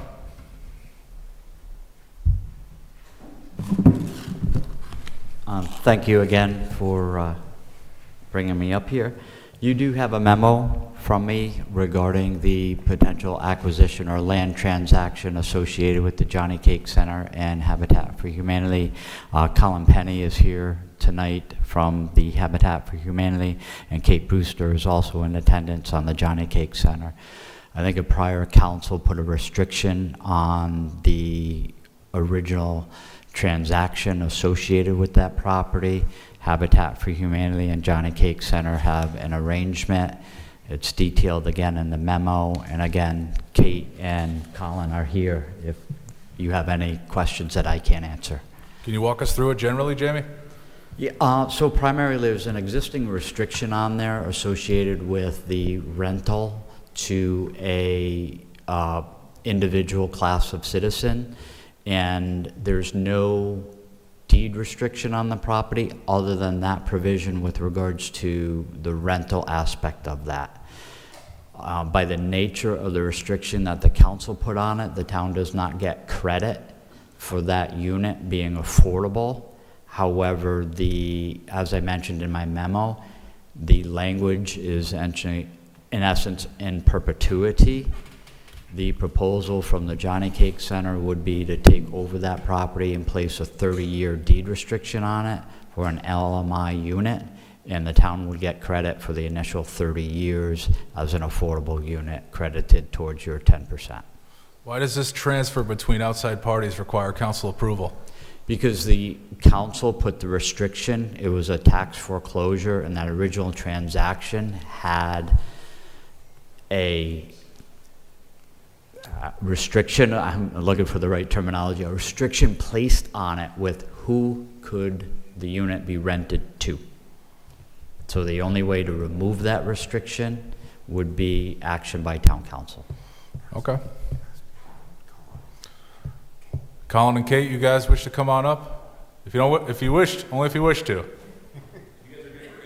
All right, that's fair enough. So it almost seems too simple, right? It doesn't seem, The only primary change, and I detailed it, is the restriction you could be viewed as in perpetuity because there was no time frame associated with the rental, but you're not getting credit for that. Right. At least for the next 30 years, you're going to an entity that is in the business of renting LMI units to individuals within the community, and you will get credit for the 30 years. In year 31, that restriction wouldn't be required by the request from the Johnny Cake Center. They're only proposing a 30-year restriction. Okay. Motion to approve item 11V. Second. All right, we got a motion and a second. Any discussion? All in favor? Aye. Right, that passes. Thank you, Jamie. All right, it's going to move us to item W, discussion and potential action relative to developing workforce housing through nonprofit organizations at South Road School, Wakefield Elementary School, and Oliver Watson House, as requested by Council Member Patty Alley. Patty? Yeah, so I just wanted to make sure that we take the next step, and we've sort of wrapped up where we stand now with the 3 schools, and I'd like to talk about getting RFPs out. I'd like to see what the nonprofits can offer us. Specifically, South Road School, I'm very interested in, a home ownership opportunity. We had there's been some good development in East Providence with former school properties there. And I just would like to sort of look at it from the lens of nonprofit specifically, or other developers who can provide us with LMI housing specifically geared towards workforce housing. All right, can we do it? Are we ready for that? Are we at that point? So thank you, Ms. Alley, for those comments. In anticipation of this potentially being on the agenda, Mr. Manny has asked our department to start formulating an RFP. We are probably at the 95% realm for developing an RFP. We developed first a model for South Road School that can be transplantable or expanded to both Oliver Watson and Wakefield, but we figured, if we do one and we do an RFP for one well, we just change the wording and some of the site criteria for the other other two sites. So we'd be probably prepared within a week or so to have that available for town council for review and comment. Again, we have a very rough draft right now. That's awesome, We would Jamie, solicit thank you. information from the council and feedback, and then put that RFP out to the development community. My recommendation would be to put it out to the full development community, profit and nonprofit, and solicit responses from any and all. That sounds like a good plan. We're going to have a period of public comment after, so hopefully we can get some comment from the nonprofit partners. Yeah, I'm a little concerned that we may be jumping the gun with the RFPs if the council hasn't even been advised, much less set parameters. At the last workshop that we had, one of the topics that we discussed was acquisition costs, infrastructure issues, and I have to think that that's going to be different for a private profit developer than it would be for nonprofits. I agree with what Patty said. I definitely want to hear from the nonprofits about how we're structuring it before the RFP goes out. So my intent would be working through the town manager's office to provide the framework for an RFP that would not go out without review by the council. So again, what we include in that RFP, how that RFP's development scenario is vetted. Again, right now I have 7 sections associated with that RFP with regards to goals, objectives, development format, infrastructure, and development criteria, so that you understand expectations. There's been a lot of discussion internally between different groups about successes, which I have reviewed and are familiar with those projects, and we're trying to not make the mistakes of some of the reference projects that were done. So again, there's a lot of vetting that needs to be done in our RFP. If you give us a little bit of time, we can work through that. But to your point, Mr. Marin, when Peregrine was before you last month, I think they were criticized for the development scenario they laid out. And all they were trying to do is develop a baseline. So everybody understood there's a financial gap. Their discussion was a model of a 50-50 and a 75-25 on a breakup. But really all they were trying to do with that analysis is develop a baseline and have everyone understand that funding gap, and how that funding gap is fulfilled may be different from a nonprofit than it is for a for-profit developer. I'm not climbing on the bandwagon of that particular criticism. I understood Union Studio to be making a generic proposal of what could happen.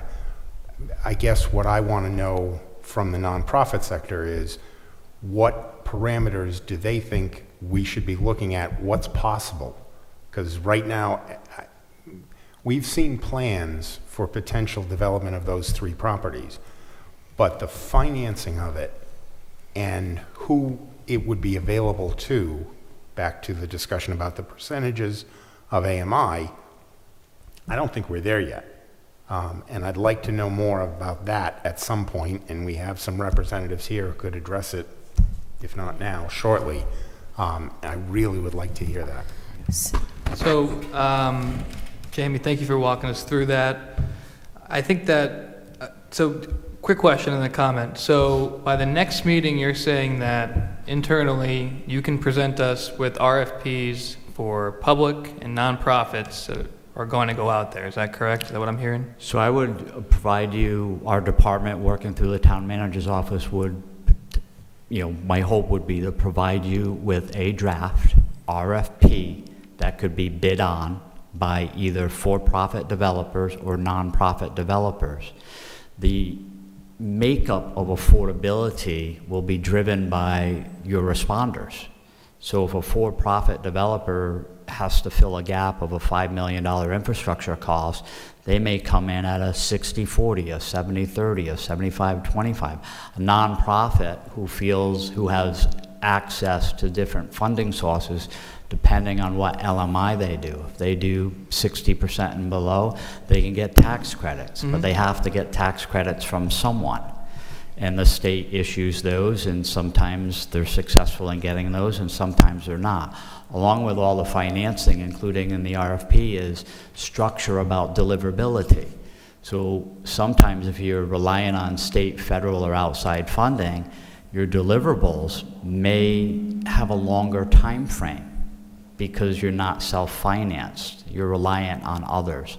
So again, we're trying to structure the RFP so that you'll get a varied set of results versus being so stringent at the beginning that you eliminate individuals or groups. Thanks for answering my question. I just want to give you a comment. So the last meeting, we kind of spoke about it, and you said that potentially it'd be a good idea to start with the smaller project like Oliver Watson and then have those two other ones kind of running identically just in case some funding did come available, right? You remember saying Correct. that? So I would just tell you, as only as far as I can see, but I may have some partners up here that are chomping at the bit to get started on a bigger project. Like if you were going to start on a project, I'd go with South Road first to make sure that people knew in South Kingstown that we were addressing affordable housing. And I agree with you. I think that there was some unfair criticism of the Peregrine Group last week or the 2 weeks ago about just trying to give us some options, when it's been the prerogative of this council to probably try to have nonprofits get involved with these projects. As far as these go, I'm very excited to hear that there's RFPs getting ready to go. I'm chomping at the bit, Jamie. I want these shovels in the ground. I want the RFPs out, and I want to make sure that nonprofits are being heard from. In my opinion, the 60 to 100% AMI is the way to go. I see that the Affordable Housing Collaborative wants 50 to 80%, and I think that the Vice President's right. We have to decide that as a council of what we're trying to look for here. So that's all I have to say about that. All right. Kate, Colin, since we're on this topic, you guys are here. If you guys wish to address this, speak on it, I want to invite you guys up. And Frank, come on up if you wish to speak. And we'd love to hear your input as it relates to this. Yeah, good evening, Colin Penny, Executive Director of South County Habitat. I got to be very quick, and I apologize for the late letter that came out around 1 o'clock today. But just, again, we think the town council is doing a wonderful job. We think both the consultants did a great job. We understand that they were just trying to give you an idea in a ballpark. And I think it's a great starting point. Again, our priority as mission-driven organizations is as much deed-restricted housing as possible. Again, that's also your prerogative under state law to meet that 10% mark. And the more affordable units versus market rate, the quicker you're going to be able to accomplish that. But again, I want to commend the council and everybody who's worked on this. Just a tremendous amount of public input has been amazing. And although not universal, most folks who came out were very, very supportive of housing that residents can actually afford. And I think that's a great thing to see. I just wanted to clarify one part of that letter around AMI. I was listening on my car radio as I was coming in your discussion in the workshop. You don't have to get rid of all language around AMI. The important thing is not to put a floor. So it's okay to say, up to 120% AMI or up to 80% AMI. Those are defined in state law as affordable housing. You put a deed restriction, again, that gets you closer to your 10%. When you start putting a floor, you're getting in kind of that redlining kind of language because you don't know what folks' economics are. They might have money in the bank, but only be making 40%. So you're saying you're 60%, then someone making 40 is eliminated potentially. And so it's just really, you always want to use AMI potentially as a cap and not as a floor. I always, in the affordable housing world, we always used to say 30% in income in target areas, and we've gotten into low or very low income, or just saying up to 80% AMI. So I think that'll just keep the council out of a lot of trouble. And this is not just you guys. I've been in front of a lot of planning boards and councils and made similar comments because fair housing laws are very, very complicated, and it's important just to steer away from using words like preferencing or bottom lines on AMI. But no, we're excited for the opportunity. Again, there are, as I mentioned, we just want great projects, regardless of who's developing it. There's some great for-profit developers that do nothing but LMI housing, and so their models might be different. Again, they're going for the same funding sources that we do. They have pluses, minuses, the nonprofits, pluses, minuses. So I really agree with what Jamie said, is you put it out there for bid, and I think you're going to get the best results and allow you the greatest number of choices, depending on what your priorities are and what you think is feasible for the property. Thanks. All right, thank you, Colin. I have a question. Go ahead. So Colin, based on what we saw from Union Studios and Peregrine, it was a mix of market rate and other AMIs. Mm-hmm.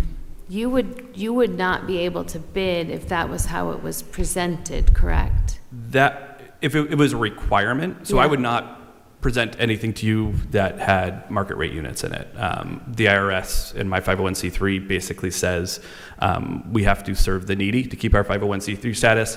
In housing that's typically 80%, there's some opportunities to go higher. Again, particularly in the state where the state's defined it up to 100 or 120. It gets a little bit more complicated at the federal level.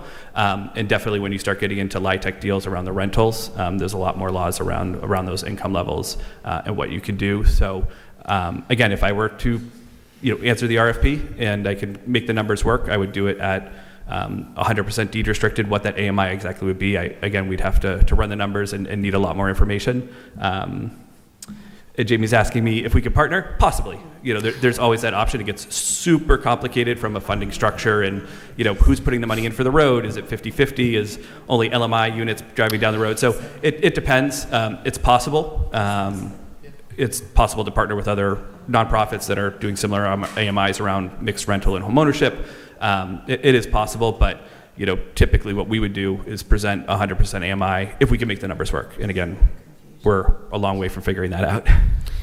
So the reason why I asked is because I'm trying to be mindful that we don't want to have it be too homogenous at one AMI, so that if it's just X, then people go, oh, that's where the X level of people live, as opposed to variety of all the houses are different values and different income levels. So how could we really should meet and have a work session because we learn every time at least I learn something new every time you speak about the issue. So I don't I feel like that was what was missing was how nonprofits could join the conversation about it. Yeah.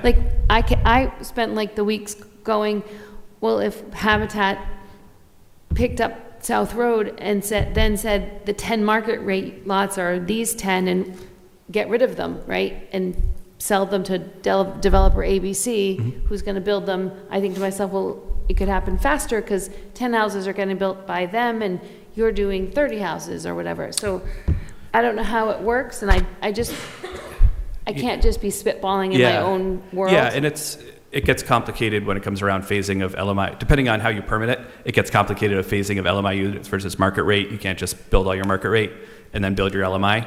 Right. But, I would say you'd be probably surprised with the income ranges within an LMI community. I would say largely depending on household size really determines it, and some other factors, debt to income ratio, all those sort of things when we're looking at loans. But I would say on our 7-house subdivision in Hopkinton, there was between the one buyer, the lower of the income buyers and the highest was probably about a $45,000 difference in income. So it's a fairly big variety. And if you were to look around deed restricted communities throughout, it is a wide variety of jobs, employments, of ages, of retirees, of young families. It really does fill the gamut. But again, we have one structure and one option, and there's a lot out there. And again, I agree with Jamie. That's why it's important when it's time to go out for RFP. It's, you could just determine how you score things, and if you want to give different credits for different income levels or whatever the case is, that's completely up to you and to the town.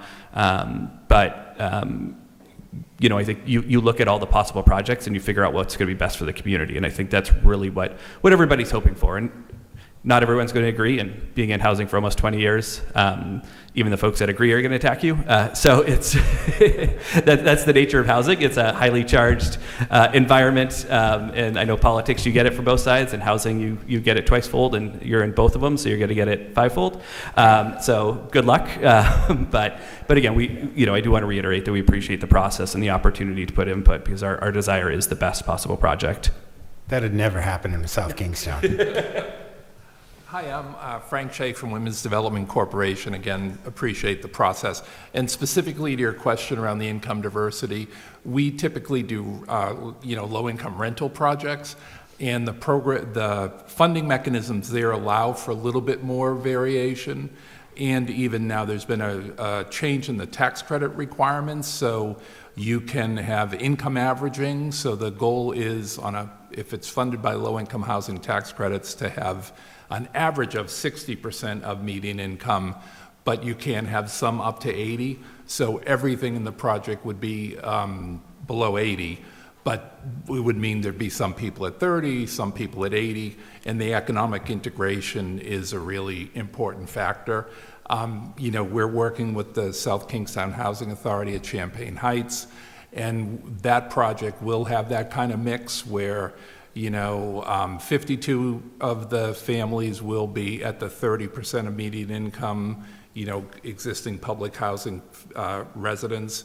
And then the additional 33 new units will be a mix of 60 and 80%. And since we're doing it in like one phase, they'll be integrated within buildings and everything else. And it leads to a much healthier community and is a good point, which the rental programs allow you to do better.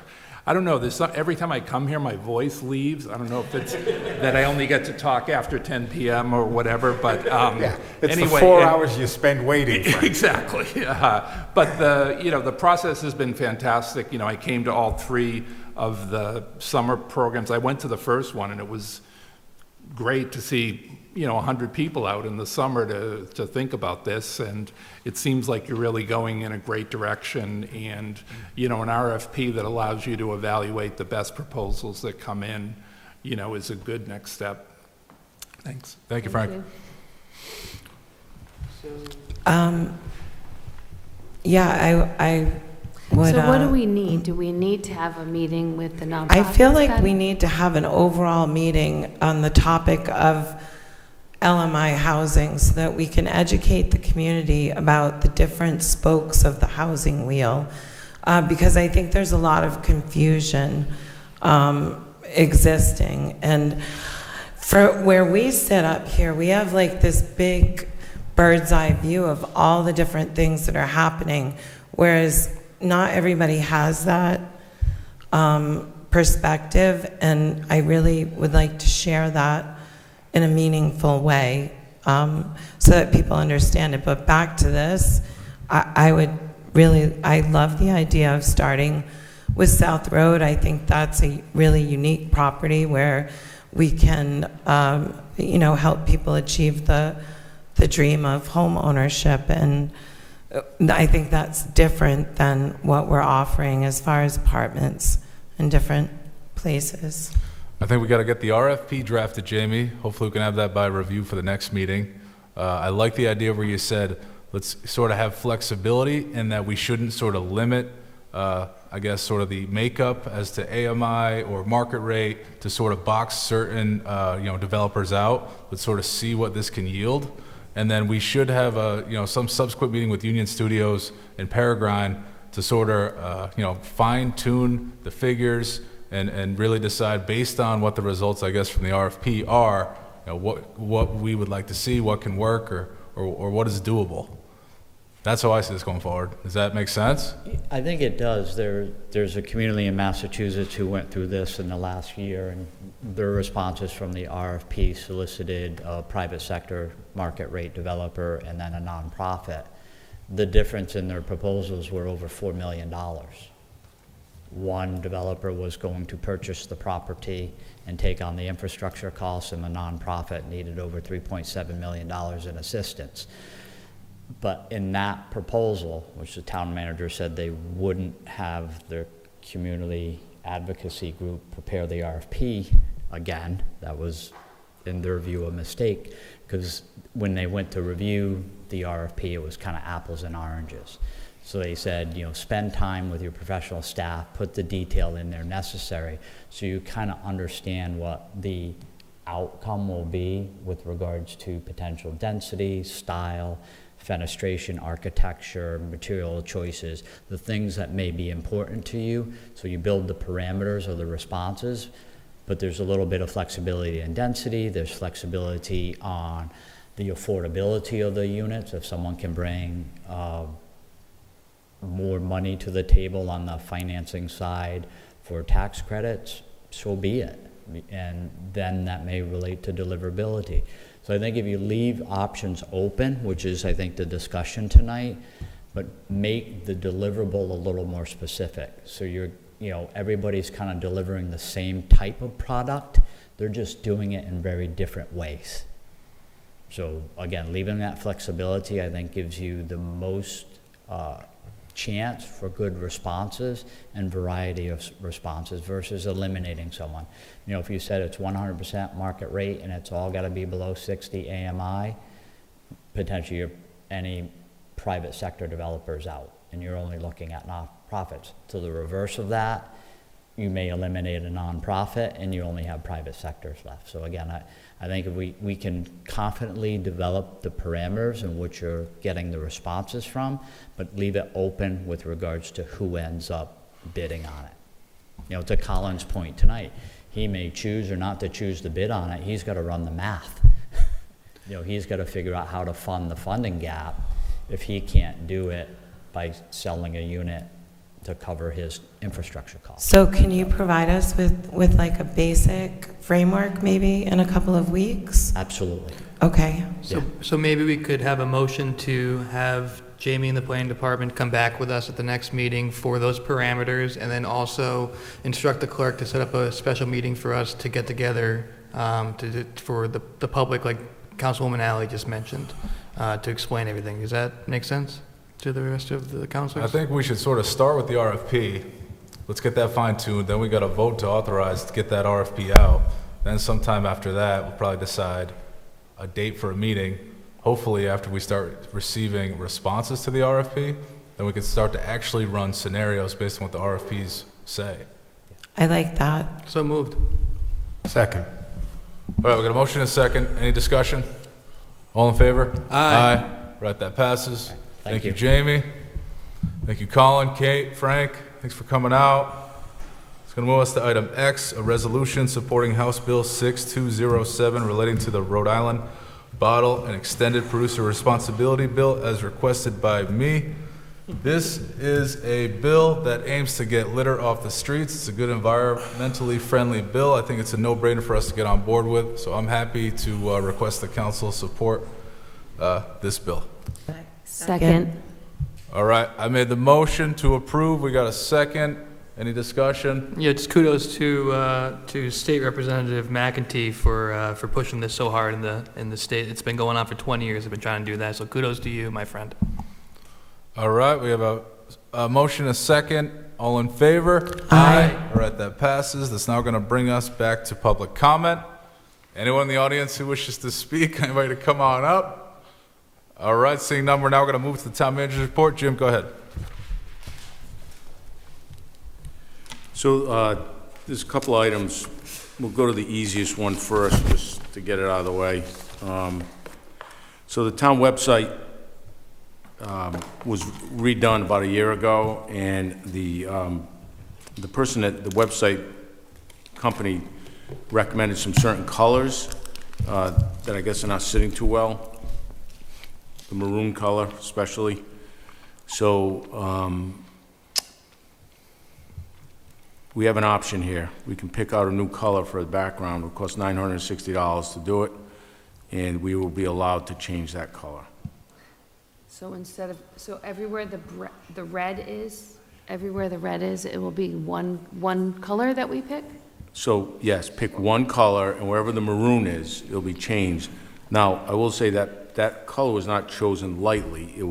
That was the color combination recommended by the web designer. So, but I do understand, that came up that color of certain schools that are not our schools. It's not the town color. It's blue is our color. So if you'd like to change it, I'd ask you to please pick a blue, and yes. I pick number 3.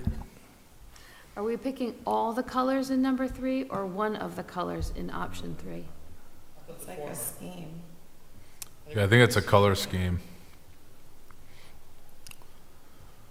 Jim, you don't like Crusader Maroon? That's my understanding, is these are the schemes from the web designer.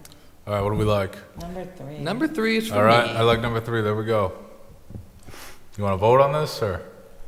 Anybody have another opinion? Just tell me. I just want to do it once and for all. So just tell me. We don't have to vote on it. We'll just give me an idea what you want, and we'll get it done. You got 3 threes. This is not a hill to die on, and it's 10:40. I don't care at this point. However, old folks sometimes have difficulty, and I'm including myself in the group. Some blues wash out the words. I would just go with what the professionals recommended. Deb, which one did you want, council member? Well, when I look at North Kingstown's website, it is that bright blue in the corner. You might want to take a look. Which one's that one? The one in option 3 On the left? appears in North Kingstown's webpage. North Kingstown or Narragansett? North Kingstown. Okay. Narragansett also has those colors. So So you want option 3? You want choice 3? I wouldn't choose that one, but So which one? I don't understand. I just felt like the red looked like I was looking at LaSalle all the time. I'm going to say LaSalle because Jim's kids went to LaSalle. No, Jim's son went to Henrican. Oh. So maybe we'll do green. It's Crusader Maroon, that's what it is. Yeah, it's proud. Just say it. It's proud. You don't I like think the we're color. good with option 3. All right, so everyone wants me to... I don't like Green. that one, but All right, I'm so not going to be... which one do you want? Which one are you looking at? I thought I would just do the one with the tan, or I think the one with the tan, because I don't know. it's What, beachy. choice 2 or 'Cause choice there's, 1? There's sand. Is That's it, all. Is it choice 2 you're looking at? I think so, The one in the middle? but it doesn't, as long as it's not red to me, because every time I saw All it, right, it was... so council president, if you want to vote this way, we can do it clean? Is that what It's you want to do? Sure. or- Do I hear a motion? Motion to approve option C, or 3 of all the colors for the website. But do you feel okay with that? I wanted to see what it would look like, because I wrote back to when I saw the palettes, and I'm like, here it is. Is this going to be that blue? Do you see what I'm saying? Why don't we get further clarification before we vote to change? My question is everywhere that the red is going to be the blue? Because if you look at this page, this blue is this grayish blue. How about this? Hold on a second. I made a motion, Mr. President, and can I adjust it a little bit? Motion to approve option 3 pending Councilwoman Bergner and the rest of the council approving it once seeing it on the website. If we want to change it after that, fine. Well, I don't know if we no, can no, do no, that. no, we don't want that, because that's another $1,000 to change it. Okay, well then we take that option back. I'd still, See, All right, how about, I'm open to option 2. Want to withdraw the motion? Is anyone open to option 2? I would like, actually what I would like is for you to be able to sit with them and We don't like any option. So at this moment, can we... I'm not bothered by the way it is now. It was me that didn't care for the red. But like $1,000. worth it. All right, I'm going to stick with my original option 3. I think we're sort of fighting over peanuts at this point. So I'm going to make a motion to approve option 3. Seconded. There's a second. Any discussion? All in favor? Aye. Anyone opposed? All right, that passes. Option 3. Thank you. Next, a quarterly financial report by Brian Sylvia. Is he still here? Or he left? No. Oh, you know what? I took that off. I'm sorry. I took that one off earlier today. So D is the discussion of the Wakefield Elementary School garden as requested by Councilmember Alley. I liked your update that you sent us in the email. So, Yeah. so it's all. I mean, the planting is going to take place on Saturday at 10 a.m. And everybody's welcome. You did a You nice bringing the job. Reese's? I'm bringing electrolyte water and chips. I might even spring for pizza. Okay. All right. And if I could just give some kudos to Councilwoman Alley for taking this up on our behalf and doing a great job for the town of South Kingstown. All right. I wanted to say it was your idea that you literally did from beginning to end, so you deserve, in this case, it's not a team sport, it is you. Good job. But it's really not, because I don't know anything about gardening. I know, I think that's the funniest part about it. I just I need garden. a project. I'm the gardener and you're like, I'm on it. That's it. All right. Go. Good job. All right, it's going to move us down to communications. A is an email dated April 28, 2025 from Nicole Romaine, Town Clerk, on behalf of the Rhode Island Board of Elections, requesting a letter of support to the General Assembly to reinstate funding for the replacement of poll pads. Nicole, what do we got? So the Board of Elections have requested all of the towns to support them in their budget request to the General Assembly to replace approximately 900 poll pads that are reaching the end of their life cycle, and Apple will not support the critical security updates anymore for them. And if funding is not allowed, then we could potentially have to revert back to paper poll pads. All right. I will make a motion to approve this item. Second. Motion second, any discussion? All in favor? Aye. All right, that passes. Item B is an email dated April 30, 2025 from David B. Hill tendering his resignation from the Historic District Commission. I make a resolution that we accept Dave Hill's resignation and direct the town clerk to thank him for his service. Second. All right, we got a motion and a second. Any discussion? All in favor? Aye. All right, that passes. Thanks, David. It's now going to bring us to appointments. We had 2 interviews tonight. I would like to make a motion to appoint Nancy DeCamp to the Affordable Housing Committee. Or Housing Authority. Housing Authority. Housing Authority. Authority, sorry. Second. All right, we got a motion and a second. Any discussion? All in favor? Aye. All right, that passes. We had a BPAC interview as well. Did we? Oh, no, he didn't. didn't. He wasn't Yeah. there. That's right. Yeah. Okay. All right, bring us to the end Motion to here. adjourn. Second. All right, we got a motion to adjourn, a second. Any discussion? All in favor? Aye. All right, this Go meeting is Celtics. over. Don't tell me what happened. Good night, See you next Dad. time.